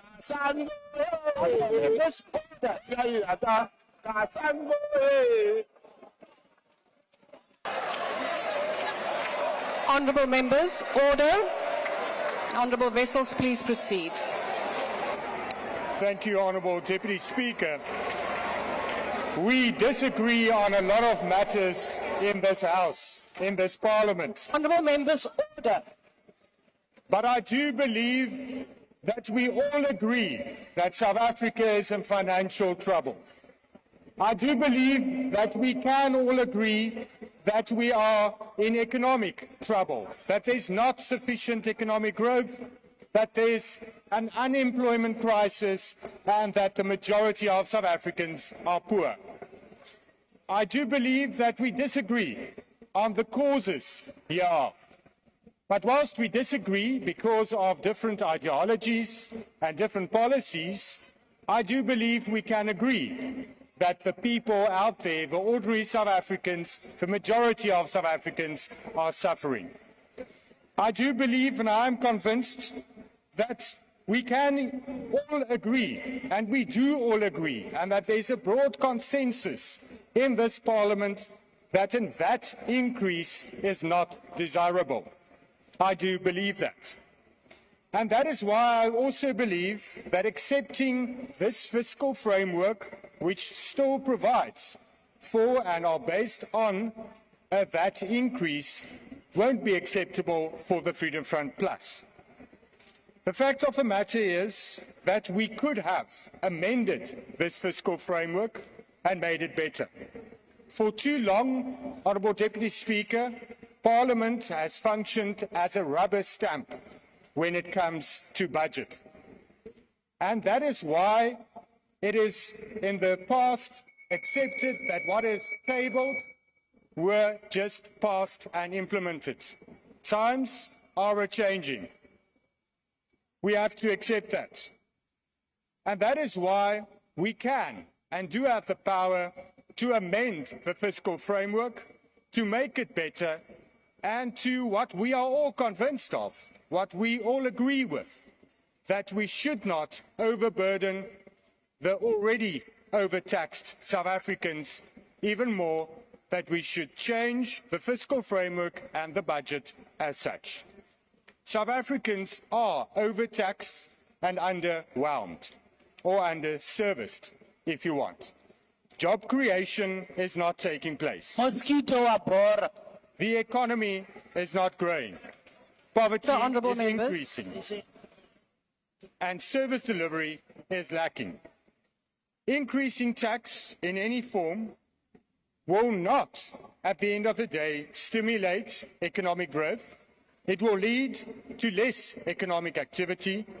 It will increase cost of living. It will lead to less disposable income, less job creation, less investment opportunities, and more poverty, which will lead to less tax revenue. And the projected tax revenue won't realize because of that economic reality. We have to note But a tax revolt is imminent in South Africa. And it's understandable, because people are poor and getting poorer. We have to take that into account, Honourable Deputy Speaker. Government expenditure is not cost effective. A lot of money is being wasted. We have to address that. But we should leave the politicking and the political opportunism and rather focus on making this budget better and building a better economy so that we create wealth for all South Africans. I thank you. The Honourable Trollip.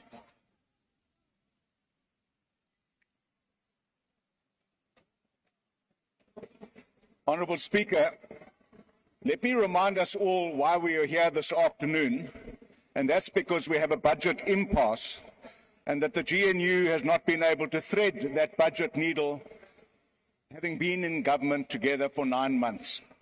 And the main protagonist in this conflict is the very party that were clapping like seals this time a year ago when the minister tabled his budget. But now they are moaning like a drain. From the outset, Action SA has fiercely opposed any increase in VAT and the personal income tax bracket creep. We remain unwavering in our commitment shielding ordinary South Africans from unjust and unnecessary tax hikes. At the first aborted effort to table a budget, I said that the government must cut the fat and leave the VAT. Action SA chose to recommend changes to the fiscal framework rather than amend it outright, because an amendment would have required the Minister of Finance to redo the entire budget process. This would have caused more delays. Let me remind you what the delays are. 19th of February, aborted budget. 21 days later, 12th of March, presentation of a budget. 21 days later, we are here today and we have an impasse. All that while, the value of our rand has gone down the drain. The rand to dollar value has decreased by 1.1%. Rand to pound, 1.2%. Rand to euro, 1.1%. That's making South Africans much poorer than a proposed increase in VAT that we object to. Instead, our approach allows for the necessary time to table alternative revenue proposals and, most importantly, to gazette a postponement of the VAT increase without triggering a full budget revision. Action SA led the charge in the Standing Committee on Finance to protect South Africans from increases in VAT. We made this recommendation to prevent a VAT increase, to prevent inflation or to ensure inflation adjustments for personal income tax and prevent income tax stealth bracket creep. Instead, the committee now will have 30 days to develop alternative proposals to raise 19 billion rand in personal income tax and 13 billion rand to make up the shortfall that is required to balance this budget. This approach ensures that the government explores reasonable and responsible revenue solutions without burdening the ordinary South Africans with unfair tax hikes. Action SA's constructive, responsible alternative keeps the fiscal framework intact while preventing more fiscal instability and procedural deadlock. SARS has proven today that they are the master revenue collectors.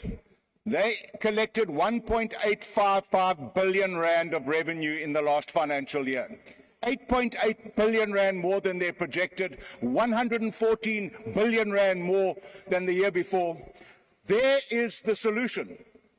The solution lies with SARS doing its job and this House empowering SARS to do its job, not by taxing poor South Africans, not by exposing South Africans to bracket creep. We now have a month to fix that, and I hope that this House will put South Africans first and put their parochial priorities in their pockets. Thank you.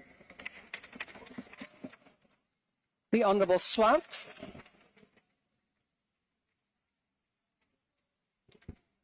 Thank you, Madam Deputy Speaker. Madam Deputy Speaker, the ACDP appreciates that this is a very complicated and complex matter. However, let us make it very clear that we have some serious concerns with the report, and we are concerned from a legal perspective as to the process that was followed. Surely, a senior counsel opinion should have been obtained, given the fact that in all likelihood this matter will end up in the courts.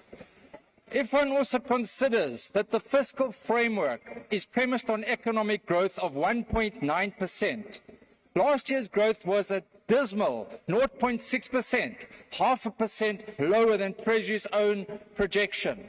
How realistic then is a 1.9% projection?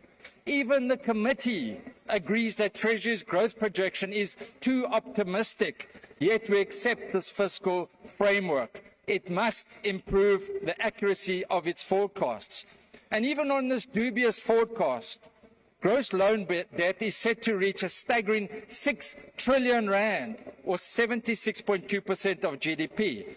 Debt service costs 4.9 billion rand, or 22 cents of every rand of revenue. This is clearly unsustainable. So, the ACDP is very clear, as most parties are here, that we do not accept the VAT increase. Yesterday, whilst the committee was sitting, SARS announced that they had collected an extra 8.8 billion rand. Surely, the additional balance, which is about 4 billion rand, could have been collected and will be collected without raising the VAT. We also do not support the fact that personal tax brackets were not increased for the so-called bracket creep. And we seriously question from a legal perspective whether these two aspects have in fact been scrapped as has been alleged. We firmly believe that South Africans are cash-strapped, and already according to the Laffer curve shows that additional taxes will have diminishing returns. The ACDP believes that a pro-growth budget which cuts unnecessary spending and wastage is what is required. Underperforming and unnecessary programs must be discontinued. Lastly, we believe that closing the tax gap, which is estimated by SARS at 800 billion rand, by only 10% would result in additional 80 billion rand for state coffers. We as the ACDP cannot support the report. We believe that those VAT changes and those other changes could have been implemented using the legislation that the committee has to its disposal. I thank you. The Honourable Kwankwa. Thank you very much, Deputy Speaker. It's easy to say, asifuni VAT increase, asifuni corporate income tax increase, but then what do we want? What are the alternatives? When you're dealing with finance, it's about balancing the books. So it's great that there's an opportunity for further engagement on the revenue proposals that were made by the Minister. However, that process here, it is great. I don't take mandate from anyone except the UDM. It's great because it provides us an opportunity once again to reflect on the various scenarios and the options that might be tabled at that particular forum. Why? Simply because there are trade-offs in economics. There's also the transmission mechanism. So if you take one from here, it has an impact on the other sector of the economy. And it's easy to say no tax increase, but where are we going to get the alternative sources of revenue from? Because they are not on their own going to entail tax, whether it's indirect or direct. I mean, it's a no-brainer. It's simple economics. The second issue is we are only delaying the inevitable. At some point, we have to make this decision, and a difficult decision, to plug the revenue shortfall. So I hope this exercise is not intended to kick the can down the road, if you like, but that we are going to engage in intensive and extensive engagements about how best to find solutions for our country. And that is what is critical in essence. And it's not going to help us to try and seek refuge in our ideological enclaves and narrow partisan interests. It's not going to help South Africa to do that. And secondly, I think what is even more important, it's great to talk about the debt to GDP ratio. It's great to talk about growth forecasts which are unrealistic or unreasonable. That's true. But at some point we have to grow the economy so that we can reduce the debt to GDP ratio as a ratio of the economy. Now it means we need to try and manage all the economic fundamentals and the economic indicators simultaneously. They are not mutually exclusive. They have to be done concurrently because management of the economy is like that. But I think we should learn a lesson from what is happening right now. That consultation should have started way back when the budget cycle started last year, so that we're able to reach the compromises which we are likely to reach if we deal with this matter in a very matured way going forward. But as the UDM, we need money to bring our soldiers back from the DRC. We need money to be able to pay the SRD grant. We need the money to be able to pay social welfare budget. All of those are required. When I go to my constituency, I am not asked about Bella and whatnot. I'm asked about social grants, and we support this thing. In the process, we sort ourselves out after that. Thank you. The Honourable Zibi.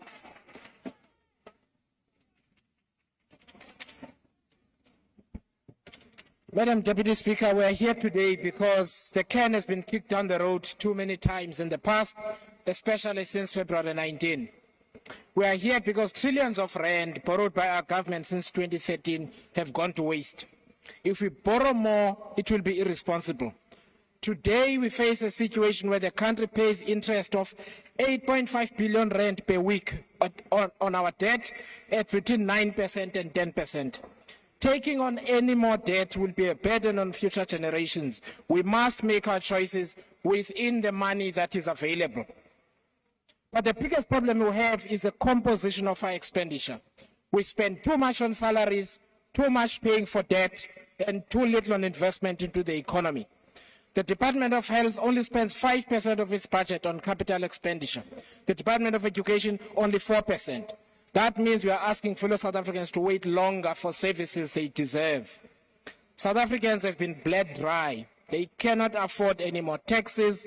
They are angry because on a daily basis they see people who steal and waste government money walking around without being arrested. Just last week we were in Buffalo City on oversight. 57 million rand has been spent on a swimming pool so far, but it is still not working.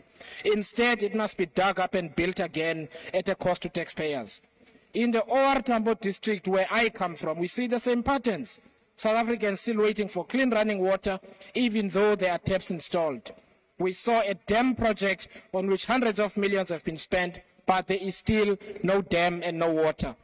We found the same pattern of mismanagement, with suppliers being paid for work that till today has not produced the desired result.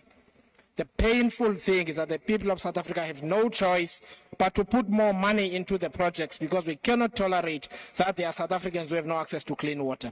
It is a painful insult to us South Africans to pay twice, 3 or 4 times what they should have paid less for. Honorable Deputy President, surely, we can work together to find between 20 billion and 30 billion minimum in savings in the medium term, surely. But that means we must work together between now and October to start producing results from next year. South Africans cannot afford to bleed any more money. They don't have it. If we take the experience seriously, then we must use the next 30 days to find alternatives to VAT and personal income tax increases. We will certainly make detailed submissions in the respect so that we can finalize this budget. Therefore, we will vote for the adoption of this report. The Honourable Maimane.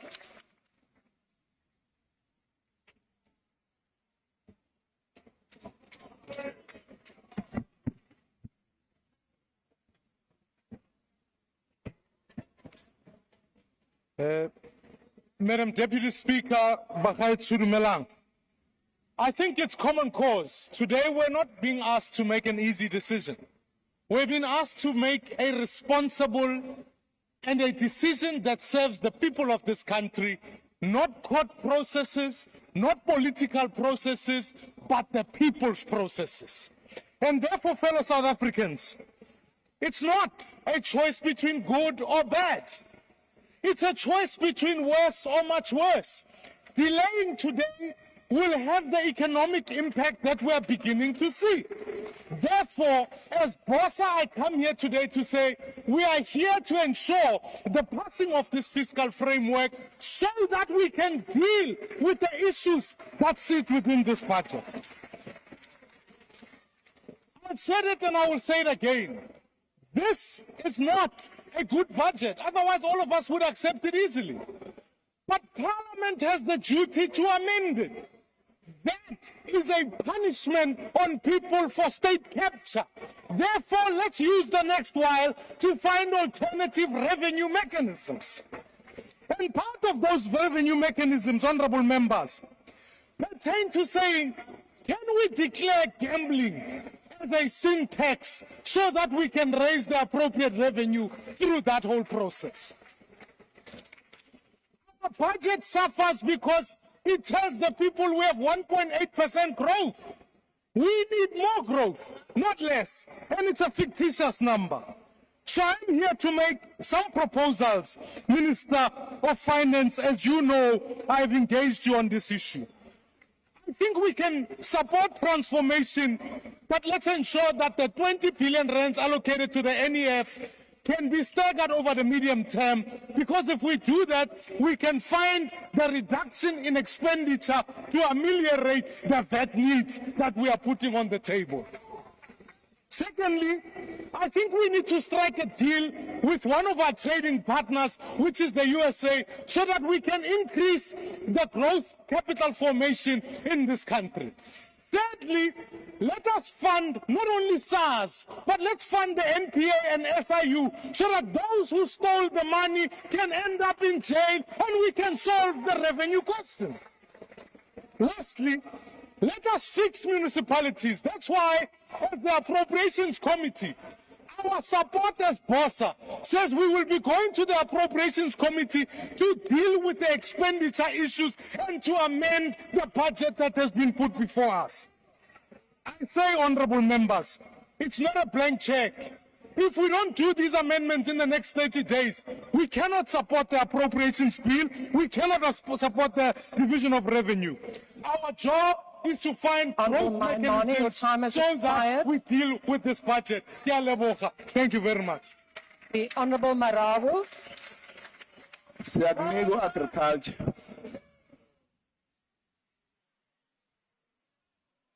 Even he's standing because he's going to get machine.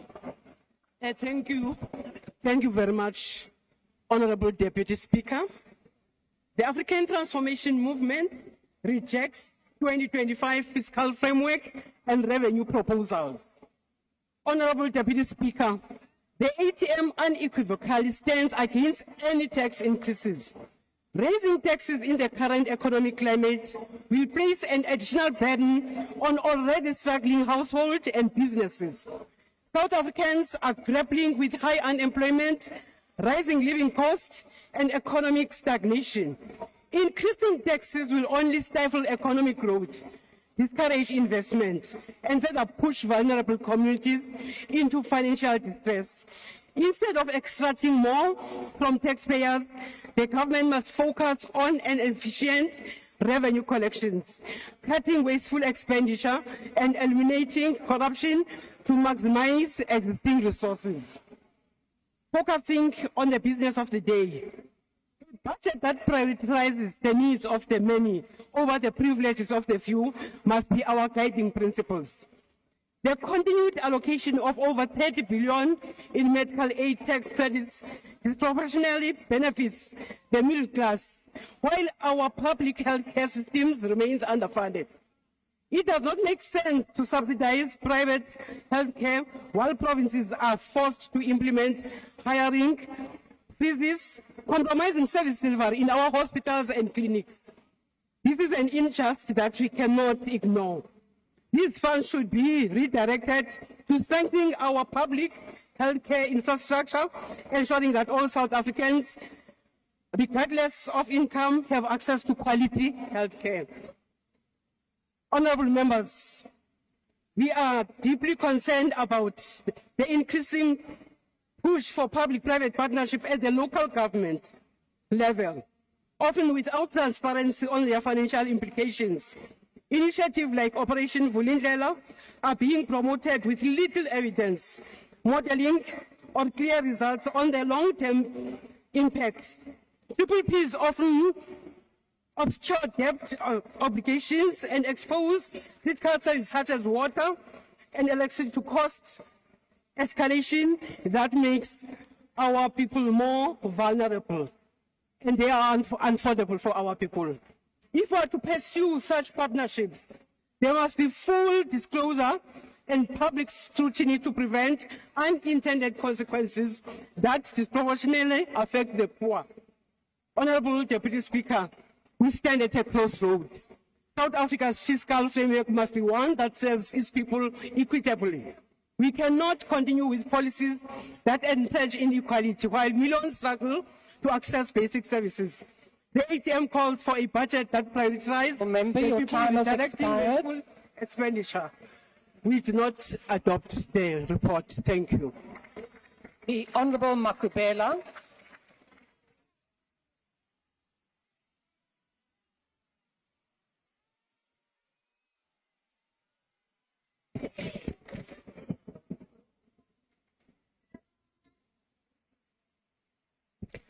Honourable Deputy Speaker, honourable members, the Fiscal Framework and Revenue Proposal report tabled before us considers a budget that continues to advance the transformation of the country through a redistributive measure. The Fiscal Framework of the 2025 priorities prioritizes the expansion of government spending with a net increase of non-interest expenditure of 142 billion. This increases our social wage and cushions the poor through a safety net and strengthens the provision of critical social services.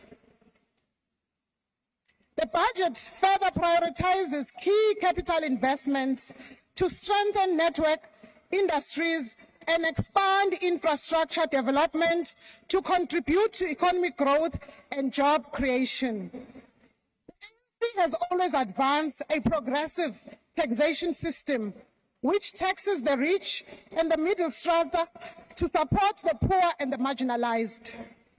In the local sphere of government, most of the rates and taxes are collected from urban areas to support our rural areas and townships. This is a character of a progressive tax system.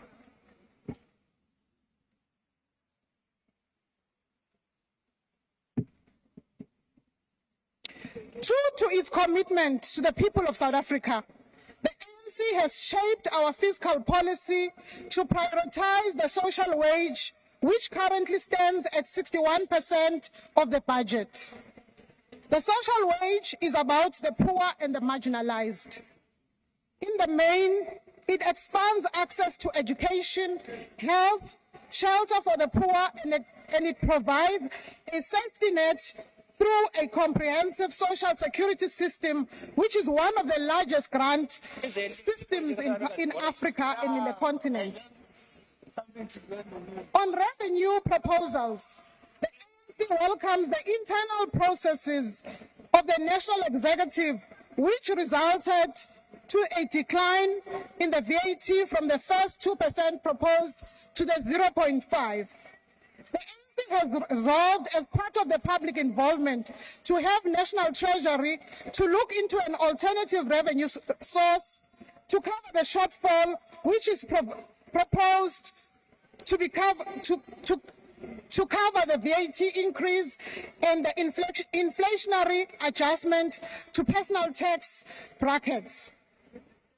We can assure South Africans that this fiscal framework is subject to a strict recommendation coming from the Standing Committee on Finance, which recommends that National Treasury facilitates to seek alternative revenue and expenditure savings to balance the 28 billion shortfall. We believe that multiple social interventions will cushion the poor, such as the zero-rated food basket, social grant increases, and the increases in the indigent program. And the decision not to increase the fuel levy and the intervention to improve affordability of public transport will provide a relief for the public.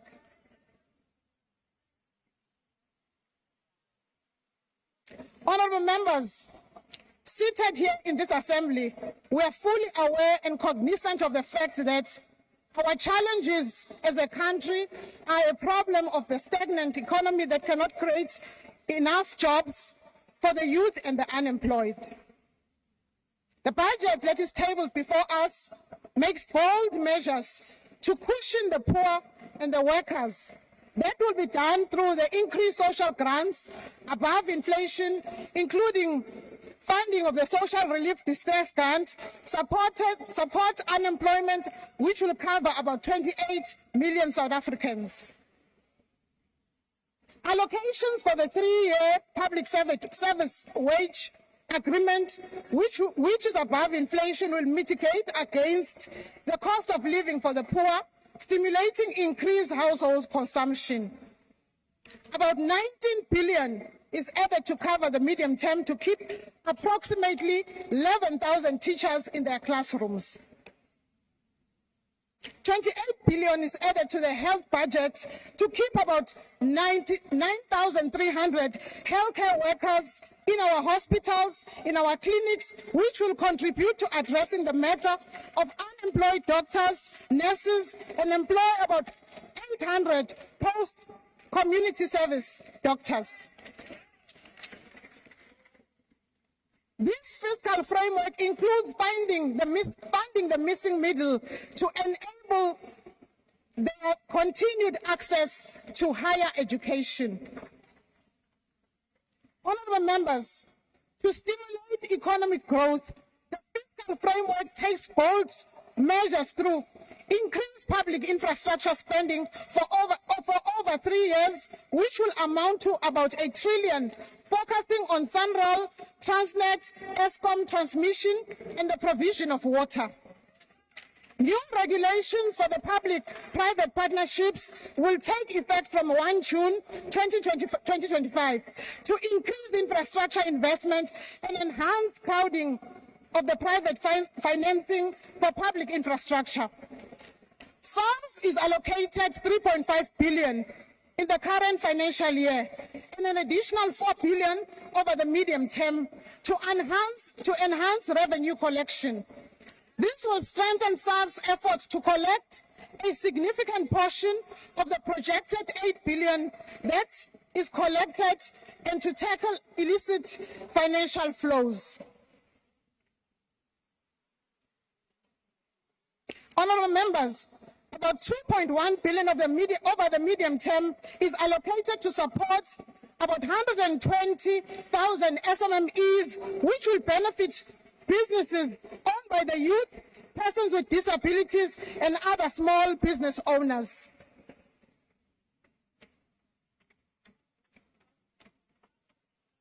To achieve debt sustainability, we need to resolve the economic growth problem. We should take measures to lower our annual debt servicing costs and tackle the imposition of high credit premiums as advanced by the African Union. Without restructuring of the global and the domestic financial sector, lower to middle income countries like ours will experience a stunned economic growth due to high credit premiums. The ANC welcomes the public participation that was made by 51 submissions, which have enhanced the consideration of this fiscal framework and revenue proposal, which were very constructive. The ANC further considers submissions made in shaping ongoing efforts to resolve the social and economic challenges the country is confronted with. As I conclude, Honourable House Chairperson, I want to leave you with a saying that resonates amongst my people, the people of the Lowveld in Mpumalanga, who are Shangaan speaking. They often bring hope by saying, Hambi shote kankari, mara shinga endleki. Nishosho, hiri hambi shote kankari, shinga endleki. Akhenza, mtama stulu, inkomu, kaimam. The Deputy Minister of Social Development, Deputy Minister.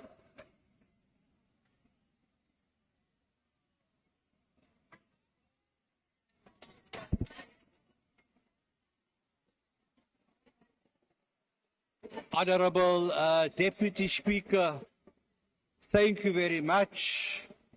Al-Jamaa would like to thank the Minister of Finance for going out of his way to give pensioners and children and people with disabilities above inflation increases in spite of difficult fiscal constraints. Minister, 28 million people in the receipt of social grants, they salute you. Please, a round of applause to the Minister of Finance. A 30-day breather is very progressive. A round of applause to Action SA. The report of the Standing Committee on Finance on the 2025 fiscal framework and revenue proposal dated the 1st of April is a revolutionary report. And the fiscal framework is a world-class framework. It was developed after entertaining 51 submissions, 29 written and 22 oral. The point of order raised earlier today is like April Fool jokes compared to these well-thought, evidence-based submissions by the thought leaders of South Africa. There were independent members of society who also contributing, making the points of order and positions of some speakers, honourable speakers before me, mute. None of them refer to any of these submissions. All of them support 15% VAT and raise no objection to this creature of apartheid. 30 years into our democracy, Parliament has done very little to reverse VAT introduced by the apartheid regime. Parliament has ignored other fiscal framework opportunities like zero-based budgeting, recovering illicit financial flows out of the country by multinational conglomerates and colonial companies.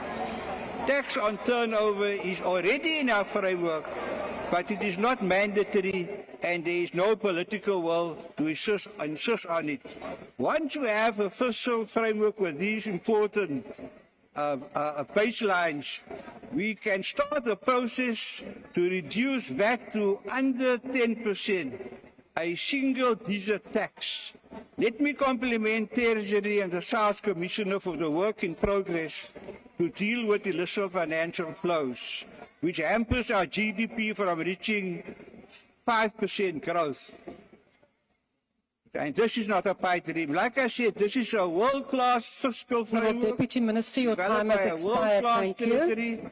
And the best minds in South Africa through submissions. Honourable Deputy Minister, your time has expired. Throw its weight behind Treasury, puts its confidence in them. Honourable Deputy Minister, your time has expired. Thank you very much.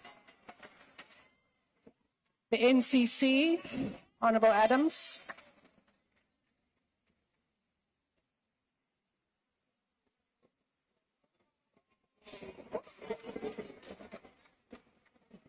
Thank you, Honourable Speaker. Thank you, colleagues, the Progressive Caucus, and the 9 wasted months. It is impossible for anybody with a conscience to support this report. It is because some of us have forgotten the cold chills in the shack. Some of us have forgotten what it's like to eat mealie meal with no sugar. Some of us have forgotten the indignity of using long drop toilets. It's why we are so comfortable to support this injustice. If this report ever goes to court, this meeting will be meaningless because it will be overturned. But what we can say is that this has been a heated debate. It was a debate between those who speak from the souls of our communities and those who speak from the pockets of Rob Hershoff. Ultimately, this is dehumanizing to pass the flops of this government onto the poor and say it's only 0.5%. The honest truth is that it is 6% over 2 years. But lying to the people who brought us here is nothing new to this parliament. I want to applaud the DA for standing up against this 0.5%. But I want to ask the DA how they balance that, considering that they want to scrap minimum wage and want our people to work for food and water. The seeds of food riots have been planted in this report. We thank the Progressive Caucus for standing by their morals, for standing for the poor, saying no to this report. Thank you. PAC.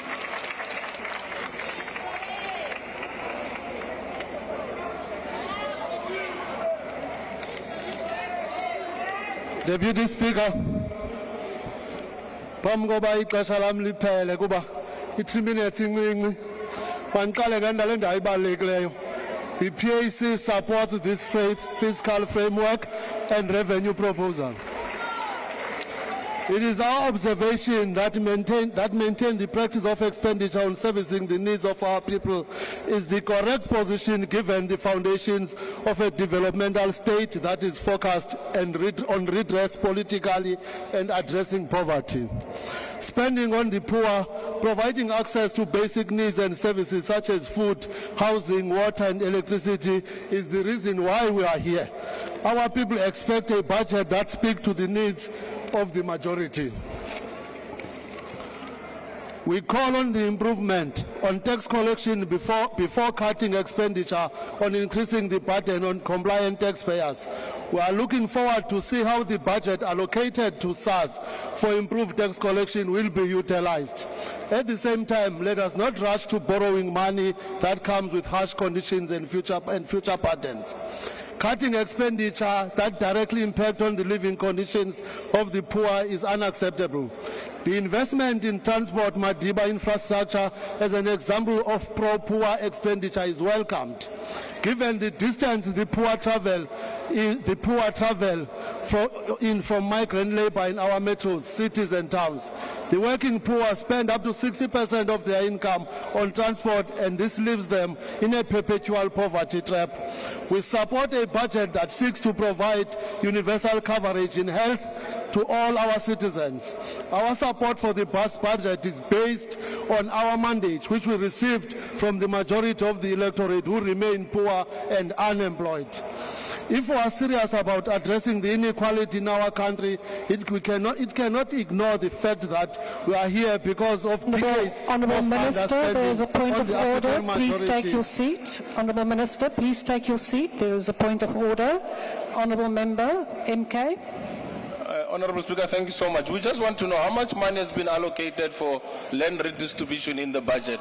Those who are fighting for the budget, tell us. Honourable Member, in terms of the rules, you first have to ask whether the Speaker is prepared to take a question and not just ask the question. Honourable Minister, please proceed. I don't have time for comedy. We support, if we are to seriously address the inequality in our country, it cannot ignore the fact that we are here because of decades of underspending and on the African majority. And this was done deliberately by the apartheid government. By ignoring the needs of the majority of opposing a pro-poor budget, as was presented, we are further entrenching inequality and advancing an apartheid-type government. Speaker, we fought for poor people. We went to jail for poor people. We went to exile for poor people. We were hanged for poor people. We can't be told by our former oppressors that they are fighting for the poor. We support this budget. The UAT.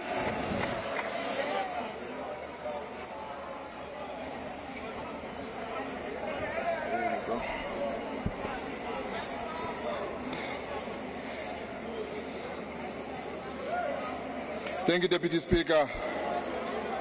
Kgotso Africa. As UAT, we reject this report because this report does not align with the developmental objective of our nation. Instead, it exacerbates economic inequality and serves the interest of the capitalist imperialists at the expense of the working class and the poorest. The VAT increase contradicts the economic development goal. The nation's fiscal policy should be designed to stimulate inclusive economic growth, reduce inequality, and promote industrialization, particularly in a country like ours. However, increasing VAT achieves the opposite. The South African National Development Plan and the African Union Agenda 2063 both emphasize the need for progressive taxation and inclusive economic policies that do not burden the lower income groups. This increase will lead to a decline in consumer spending, particularly on essential goods, a rise in food insecurity and poverty levels, increased financial strain on small businesses which rely on consumer demand. South Africa must prioritize its citizens over the Western capitalists. It is deeply problematic that the National Treasury justifies VAT increase by comparing South Africa to OECD countries. We cannot allow our economic policies to be dictated by Western capital frameworks that do not serve our people's interest. Parliament must act independently and prioritize the need of South Africans over the foreign economic pressures. Honourable members, rejecting this fiscal framework is not an act of defiance. It is an act of responsibility. Our nation cannot afford to adopt policies that entrench inequalities and suppress economic growth. Instead, we demand a progressive taxation that ensures that welfare contribute fairly to national development, a crackdown on corporate tax evasion to recover billions lost through illicit financial flows, increase investment in local industry and infrastructure to create jobs and reduce reliance on consumer tax.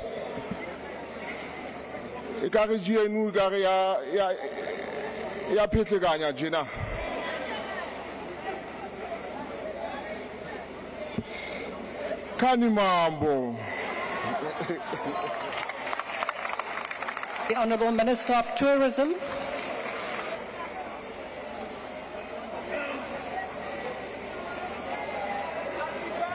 Thank you. Thank you, Madam Deputy Speaker. Today we are witnessing a new history here. We see the birth of a new doomsday coalition. The DA, the MK and the EFF, that's the new doomsday coalition that we see today. Now it's the time, not for party posturing and politicking. Now it's the time for us to work together and put our country first. As the Good Party, we commend the increase in the allocation of education and infrastructure, as well as the retention of the social relief of the stress grant. We further welcome the recommendation by the Appropriations Committee that the SRG be taken into a basic income grant, because Section 27 of our Constitution places an obligation on government to make sure that we... Honourable Minister, please take your seat. There is a point of order. Honourable Member of the MK. I'd like to, the Minister. Honourable Minister, please take your seat while the point of order is being raised. Thanks, Madam Deputy Speaker. I just want to ask if the Minister can take a question. Honourable Minister, are you prepared to take a question? No, Suga. Please proceed. Thank you, Madam Deputy Speaker. Madam Speaker, is Suga parliamentary? Honourable Minister, please take your seat.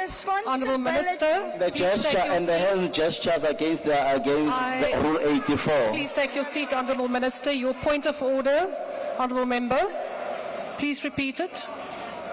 I want to establish if it's parliamentary for the Minister to use these gestures and say Suga on myself. She was stretching her hand. So please rule on that. Honourable The Minister Member, was stretching her hand.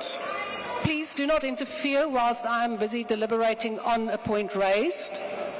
It is unparliamentary to say Suga with the hand gesture. Honourable Minister, I would ask you to please withdraw that. I withdraw, Madam Deputy Speaker. Slalapansi. Madam Deputy Speaker, every member of the executive has got a role to play to grow our economy and to create jobs. It is not the responsibility of National Treasury alone. What we need to see as a matter of urgency is that every minister in the executive come with a plan as to what their departments will contribute towards economic growth and job creation, not just National Treasury. And for ministers to create jobs, they need a budget. So those ministers with budgets that are going to vote for their budgets today, they can create jobs. But if you are a minister without budget that you are not voting for today, you can't create jobs. So we have to look into that. Madam Deputy Speaker, I am confident that with the allocation to South African Revenue Services of 7.5 billion over the MTEF period, that they will be able to collect more taxes next year, and that the 0.5% VAT will only be applicable for the current financial year. I'm confident that they are going to raise that money so that we only have the 0.5% VAT for 1 year.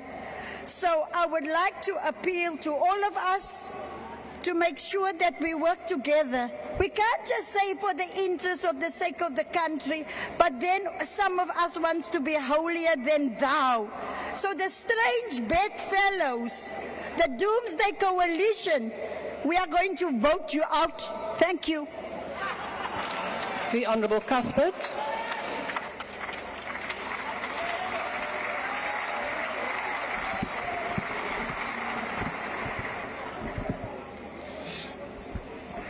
Thank you, Honourable Deputy Speaker. Yesterday we witnessed the ANC and Action SA choose taxing South Africans over growing the economy.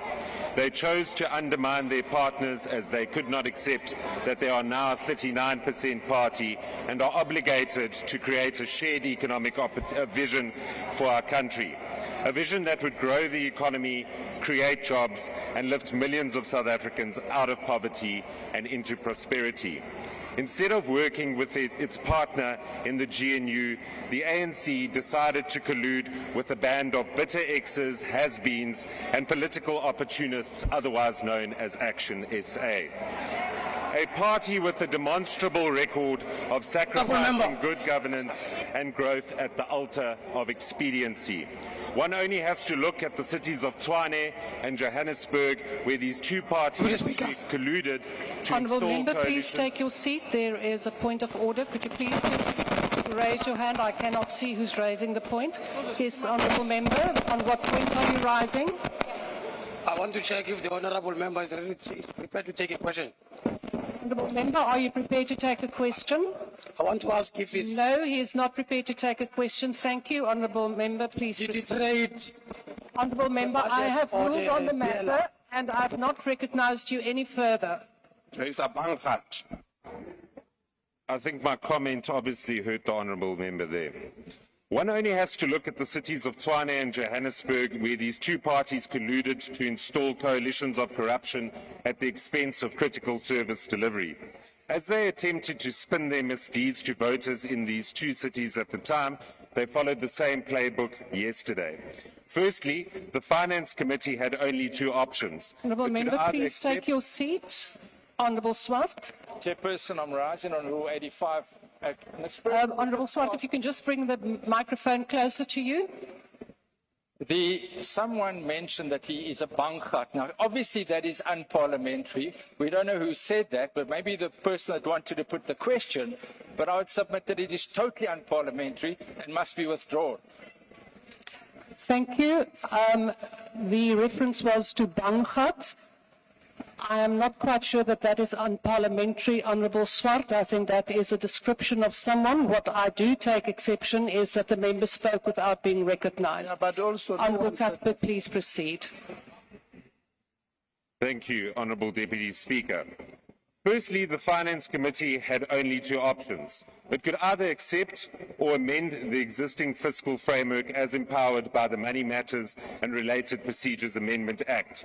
On this score, the ANC, IFP and Action SA voted in favour of the existing fiscal framework, which included a 0.5 percentage point VAT increase and the non-adjustment of personal income tax brackets for inflation, commonly referred to as bracket creep. However, they desperately tried to buy themselves cover by inserting non-binding recommendations into the committee's report, which requested that the National Treasury revise its budget within 30 days. So despite the snake oil Action SA sold to South African last night, the National Treasury has no legal obligation to amend the framework if it passes in today's sitting. Secondly, the financially and illegally illiterate Honourable Beasley confidently stated that his proposal would amount to a 28 billion rand reduction on the revenue side of the balance sheet. However, if one were to remove both the VAT increase and bracket creep, the actual amount would be 31.5 billion. Worst of all, he had no idea where the National Treasury would find the money to plug the gaping hole left in the fiscus. To make it abundantly clear to members of the public, Action SA capitulated to the ANC's misguided policy of taxing South Africans and undermining the economic reform agenda. In contrast, the DA has remained resolute in its opposition to any new taxes and succeeded in blocking the initial 2 percentage point VAT hike from the budget tabled in February. Furthermore, the DA submitted a fully costed alternative to the existing fiscal framework, which would have generated 27.2 billion in savings from national departments alone. These savings could have been used to eliminate the need for any tax hikes and prioritise expenditure towards growth-enhancing reforms. However, the DA did not stop there. We proposed a comprehensive overhaul of the country's economic policy to address the following critical issues: a GDP growth rate that has remained capped at 1.3% from 2008 to 2024 and cannot keep up with annual population growth. This is best demonstrated by the fact that South Africans, on average, have become poorer over the years, with GDP per capita declining from $7,900 in 2010 to $6,000 in 2023. An expanded unemployment rate that has increased from 31% to 42% between 1994 and 2024, which means that millions of South Africans have joined the unemployment queues on an annual basis. Even more concerning is that our children are not equipped with the necessary education and skills to gain meaningful employment, as illustrated by the 60% youth unemployment rate. Previous ANC governments have also led us to the brink of fiscal collapse, with our debt-to-GDP ratio having risen from 44% in 2014 to 77% in 2024, while debt repayments consume 21% of all government revenue.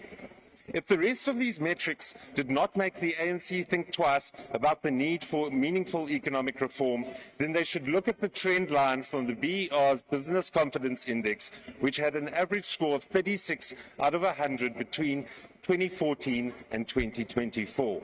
If we genuinely expect businesses to invest in our country and create jobs, but they lack faith in the government's policy direction, we have absolutely no hope of addressing the frightening policy crisis that is facing our economy. This is why we as the DA remain resolute in our call for the following bold economic reforms: pursuing an aggressive debt reduction strategy to ensure that we live within our means and do not allow debt repayments to crowd out the expenditure on frontline services; expediting the private sector's involvement in electricity generation and transmission to create a truly competitive energy market; finalising port and rail concession agreements with private partners to enhance competitiveness and position ourselves as an export-oriented economy; scrapping duties on manufactured goods not produced in South Africa and other localization policies that hinder trade and make goods more expensive for consumers; and lastly, removing the extension of collection bargaining council wage agreements for SMMEs, which hinder hiring and add to the number of South Africans in grinding unemployment. Honourable Deputy Speaker, the choice before us today is clear: Those parties in favour of voting for this fiscal framework will betray the voters who elected them to this very House. My only advice to these parties is, good luck explaining this to your voters at the local government elections next year, and do not be surprised when they punish your expediency at the voting booth. The DA rejects this pro-tax, anti-growth budget with the contempt it deserves. I thank you, Deputy Speaker. The Honourable Molefe.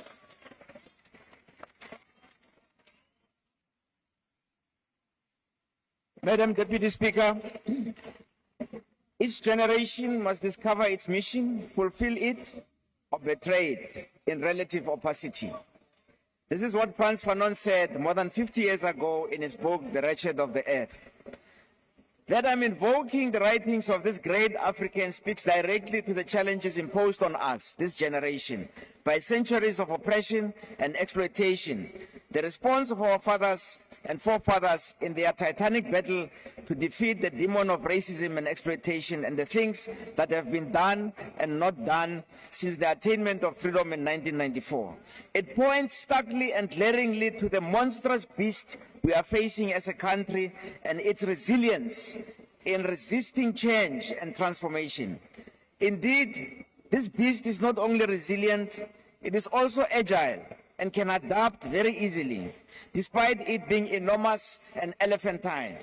It easily changes its colors, but more ominously, it has very loyal surrogates who work extremely hard and reside within the bosom of its opponents in such a sophisticated way that in time, many effectively begin to believe that the surrogates and the beast itself are in fact the leaders against all that defines the same beast and its legacy. It then eloquently and convincingly presents the legitimate opponents of oppression and exploitation as the incarnation of its historical self. Let me turn to the business of the day, Madam Deputy Speaker.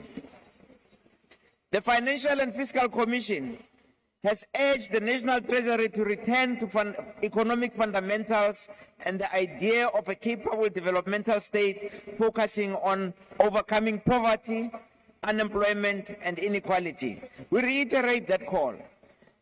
The only path to economic growth in South Africa is through employment creation underpinned by land redistribution through expropriation without compensation. Those that have a burning desire to become refugees elsewhere must be allowed to exercise their democratic rights that are available free of charge under the Bill of Rights. They must not perpetuate the suffering of our people by pleading with foreign governments to join them in their bullying. Apartheid was enough. Honorable Maswanganyi has said that Action SA crafted the recommendation which we are today talking about in the report. It is a tragedy, Honorable Maswanganyi, that even Honorable Business recommendation that he has crafted is not in the report. So the report is inaccurate and historically incorrect because the very recommendation that we are discussing here that was crafted by Honorable Beasley is not in the report. Listening to the DA, it sounds that as if they have an irrepressible desire to be the leader of the opposition. You cannot have your cake and eat it. If the GNU is too hot, leave it. I want to enter. The Patriotic Alliance only offered us an update on the soap opera that is unfolding in the GNU. Obviously, Honorable Mackenzie thinks that a generational mission is the same as generations. The Freedom Front cannot stand here and tell us about poverty. We all believe and agree that we need land reform and expropriation sonder vergoeding. Honorable Trilop from Action SA, despite his party being credited with resolving the impasse by supporting the VAT increase, that resolution of the impasse is not recorded in the report, Honorable Trilop, and will not be reflected in the historical documents that are being crafted today. Where are the legal provisions, Honorable Trilop, that allow for alternative tax proposals within 30 days? There is nothing in the law that allows us or you to negotiate the budget further in the next 30 days. The correct position would have been to reject the report today so that we can do those alternative tax proposals. The UDM has asked quite a number of questions relating to economic issues and where we are going to get the money.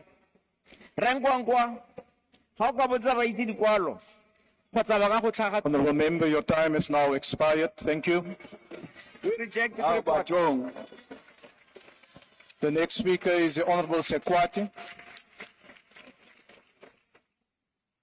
That was the second largest opposition party. Honorable members, there are members who are persistently switching on their microphones without being recognized. If you do so, you may be requested to leave the chamber. Honorable Sekwati, you may proceed. Thank you. Thank you, House Chair. Our macroeconomic policy framework is a critical instrument to advance the developmental objectives of our democratic state. The past decade has been a period of low economic growth, increasing the levels of unemployment and poverty. We need to recognize that monetary policy and fiscal policy are the key elements of our macroeconomic policy framework. Through our fiscal policy, the ANC seeks to advance the imperatives contained in our Bill of Rights and the realization of the aspirations of all South Africans. The fiscal framework and revenue proposals increases a focus on stimulating economic growth and job creation, as they also create an opportunity to increase our revenues and our tax base. The ANC government has taken measures to strengthen state-owned enterprises in the sixth administration, and we can see the positive developments thereof. Eskom has restored electricity supply reliability, though with some hiccups, and investments in the green economy have also increased significantly in the past administration. The budget supports Eskom's financial sustainability, which is critical for its ability to invest in plant maintenance and infrastructure developments of transmission line.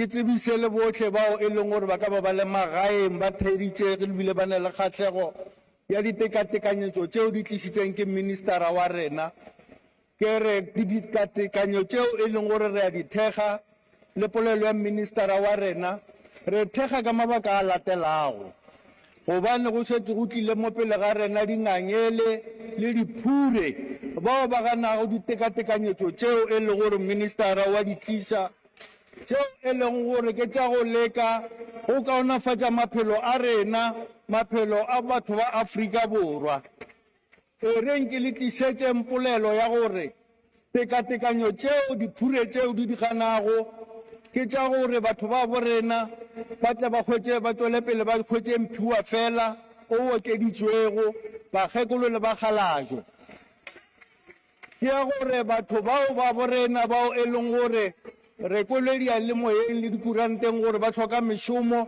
e le go bao e leng gore ba ithutile ke dingaka le manese tekatekanyetso tseo ministera a boletseng ka tsona ke tša gore batho bao ba thwalwe gore ditirelo dipetleleng tša rena di tle di kaonafale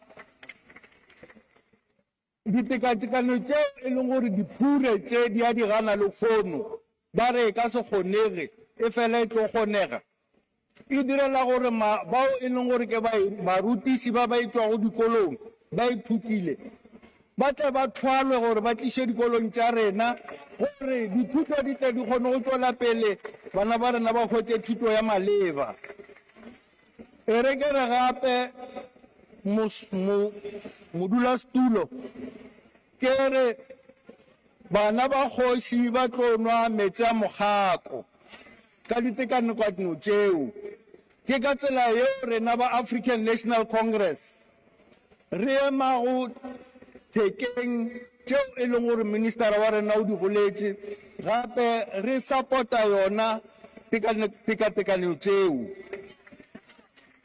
e reng ke boleleng gape gore kgoro ya rena ya tša matlotlo e le go yona SARS le yona e tlo kaonafatšwa gore e kgone go hwetša bao e le gore ba tšhaba go tšhelela mothelo gore mmušo o kgone go ba le mašeleng ao e leng gore a tlo kgona go thuša batho ba borena le go tlhabolola naga ya rena bjalo tšeo ka moka re a di amogela re di amogela ka diatla tše pedi ka lebaka la gore di tlo lwesa tlala di tlo lwesa tlhokego ya mešomo gape le yona tlhokego ya tekatekano gape e tloga le ditekatekano tšeo e leng gore di lebeletše kgolo ya ikonomi gore bao ba sa šomego ba tle ba kgone go šoma le gona gore bao e leng gore ga ba šome ba tswele pele ba hwetše setsekana seo e leng gore ka sona ba ka kgona go ithuša ka sona jwale re a makala gore dingangele tšeo e leng gore di re ditekatekano tše di seke di a tswela pele ke eng seo e leng gore ba se tshepile gape ba tloge ba laetša lehloyo le legolo go batho ba rena e fela ba ikaketša ba re bona ba emetše ditokelo tša batho ba rena re re ke mokgatlo wa African National Congress wo o nago le ona kgahlego ya gore batho ba borena ba tswe mo dinaleng tša tlala le yona tlhokego ya mešomo ke rata go le tlišetša ye nngwe ya gore bao e leng gore ke borakgwebo dipotlana mmušo wo wa rena le sona seo e leng gore ke polelo ya ministera wa rena se tlišitšego ke gore borakgwebo potlana le bona ba tlo tšeelwa tlhoko ba beelwa setsoko se sengwe seo e leng gore se tlo kgona gore se ba thuše gore bao e leng gore ba ke bone di-SMMEs goba bona borakgwebo potlana ba tlo hwetša se sengwe se e leng gore ba ka kgona go matlafatša dikgwebo tša bona ba kgona go tlisa mešomo le gona gore ba kgathe tema mo ikonoming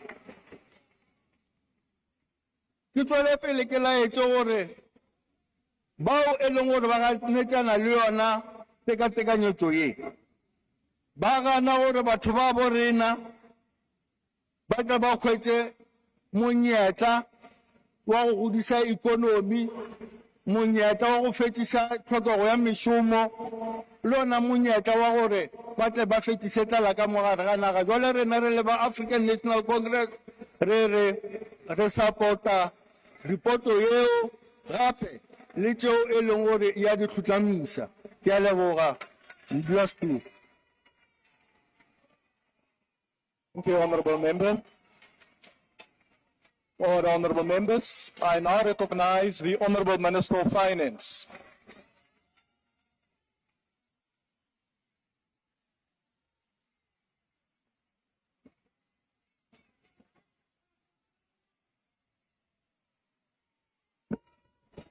Honourable House Chair, Honourable House Chair, let me start by saying what has happened in this financial year in debating this budget. There's a positive aspect which we're missing. Never since the democratic breakthrough have we ever had this public debate of the budget. That in itself is a positive development. Sadly, though, the debate is focused on one side of the equation, and that equation is on the revenue side. Little attention is paid to the spending side of this equation, because had we looked at the spending side of this equation and say what is being funded, those who talk about the poor would understand that the major part of this budget is targeted to poor communities. Whether we are talking about education, whether we're talking about health, We made the point here that about 9,000 workers have left the system in health last year, undermining the quality of health services in poor communities. And all of us here, we talk poor, poor, poor. We don't understand those services that belong to poor people which are being eroded. Let me just outline, for instance, what this impact people are talking about of the VAT. Let's have data, facts. What are the facts? Comma 5 will generate 13.5 billion rand. Okay? What does our data tells us about VAT? Our data says VAT is paid by the 76% is paid by the 3 upper income categories. What does that mean? It means 10.26 of this VAT is going to be paid by the 3 upper income categories. The remainder is going to be paid by what we call the lower income categories, which is 3.24 billion. But what is the package that we're presenting to these poor categories? It far exceeds the 3.2 billion. We're talking about zero rating, which is 2 billion. We're talking about an increase in the indigent basket. We're talking about this 29 billion in education. We're talking about this 28 billion rand in health. Let's be fair when we talk about health, poor communities. Let's do the numbers. The numbers refute everything we've said in this room. Refute everything we've said in this room. The second set of issues. The second set of issues on Friday this week. Honourable Minister, will you just take your seat, please? Honourable Van Rooyen, why do you want to be recognized? Order, honourable members. Order. Order, honourable members. Why do you want to be recognized? Thank you, House Chair. I ask to check if the Minister, by outlining the essence of the VAT increase, does it mean is he going to... Honourable member, please take your seat. I wanted to pose a question on the 30 days provision. Take your seat, please. You had an opportunity to debate. Continue, Honourable Minister. I was saying on Friday this week, we'll be tabling the rates and monetary amounts and amendments of Revenue Laws Bill this Friday, which gives effect to all the tax categories we're talking about. That provides an opportunity for all of us to have this engagement about 0.5% and all of that. And we would appreciate, we're more than happy to work with all people in this room, with everybody, constructive proposals. But those constructive proposals must talk to 2 equations of this budget. They must talk to those 2 equations. If we're taking this 12.5 billion rand, we must then say, as the DA says, cut an equivalent amount on the expenditure side. That's what the DA says. That's fine. Take the 13.5 billion aside on the revenue side, then go a cut on equivalent amount on the expenditure side. The very issue we've been talking about austerities. But let's have these constructive engagements about wastage, about efficiency. Parliament has got an important role to play. And that opportunity is this budget. People have made reference to SARS. Let me repeat the SARS issue. We have agreed with Parliament. We can't say we're intransigent. Parliament says to us, increase SARS budget. We said to Parliament, yes, we're listening. SARS budget was supposed to increase by 3.5 billion over the MTF. What was our response? Was to add 4 billion to that. SARS budget over the MTF increases by 7.5 billion rand.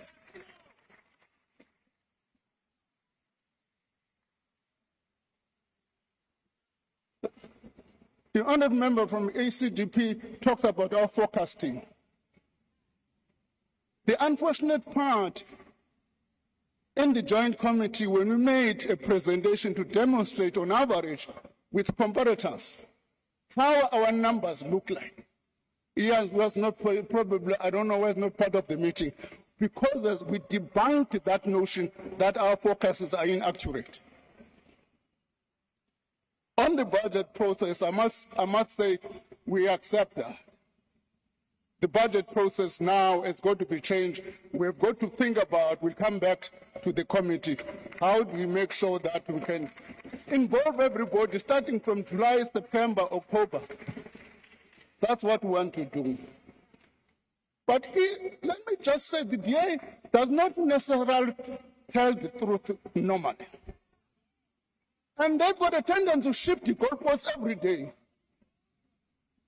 The deputy president chaired a committee where we were looking at alternatives.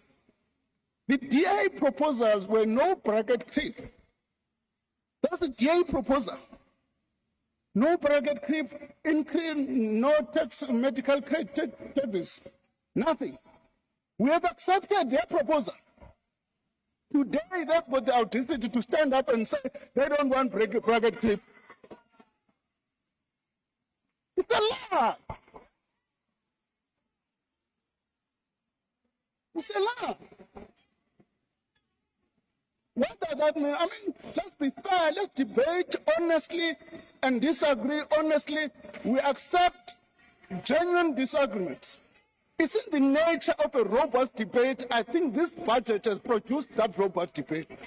But let's make sure that the debate is robust. Don't base it on lies.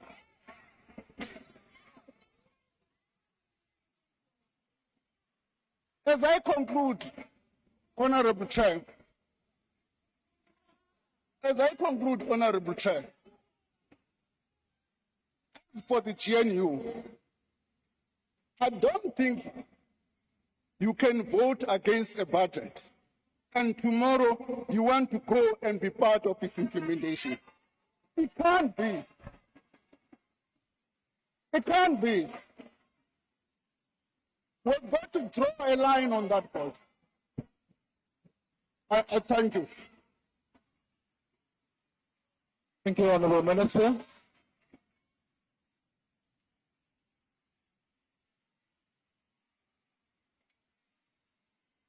Thank you, Honourable Minister.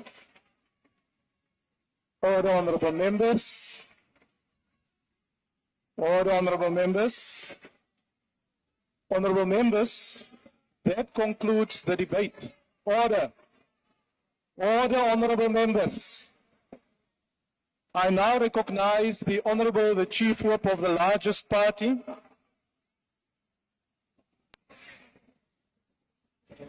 Thank you very much, House Chairperson. Good afternoon to you, and good afternoon to all honourable members in attendance. May I therefore propose that the report be adopted by this House. Thank you. Are there any objections to the adoption of the report? The Chief Whip of the Opposition. Thank you, Chair. For us as MK Party, we want to vehemently reject this report, and we are calling for a division, and we want to ensure that the manual voting... Thank you. Thank you, Honourable Member. Thank you. Honourable Members, order. There's already a request for a division to be called. Now, we are going to do the following. We are aware that the honourable members are here in the chamber for almost 3 hours. The decision is, and the rules, by the way, empowers the Speaker or the presiding officer at the time to make use of different procedures for members to cast their votes. These includes voting by electronic means, if possible, or a manual voting procedure by way of a whip or by voice. The rules also stipulate that this must be announced before the voting takes place. For this division, I have determined that a manual voting system will be used, whereby each member will be called upon and requested to vote by using his or her voice. Honorable members, to allow the support staff, the table support staff, to get the necessary procedures in place. We will now adjourn for 10 minutes, and the bells will be rung when we resume our proceedings. Thank you very much. Agreed. Bye, bye, bye.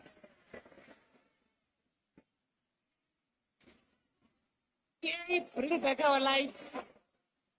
Honorable members, please ensure that you are inside the dome within the 10 minutes. Otherwise, you will be left outside.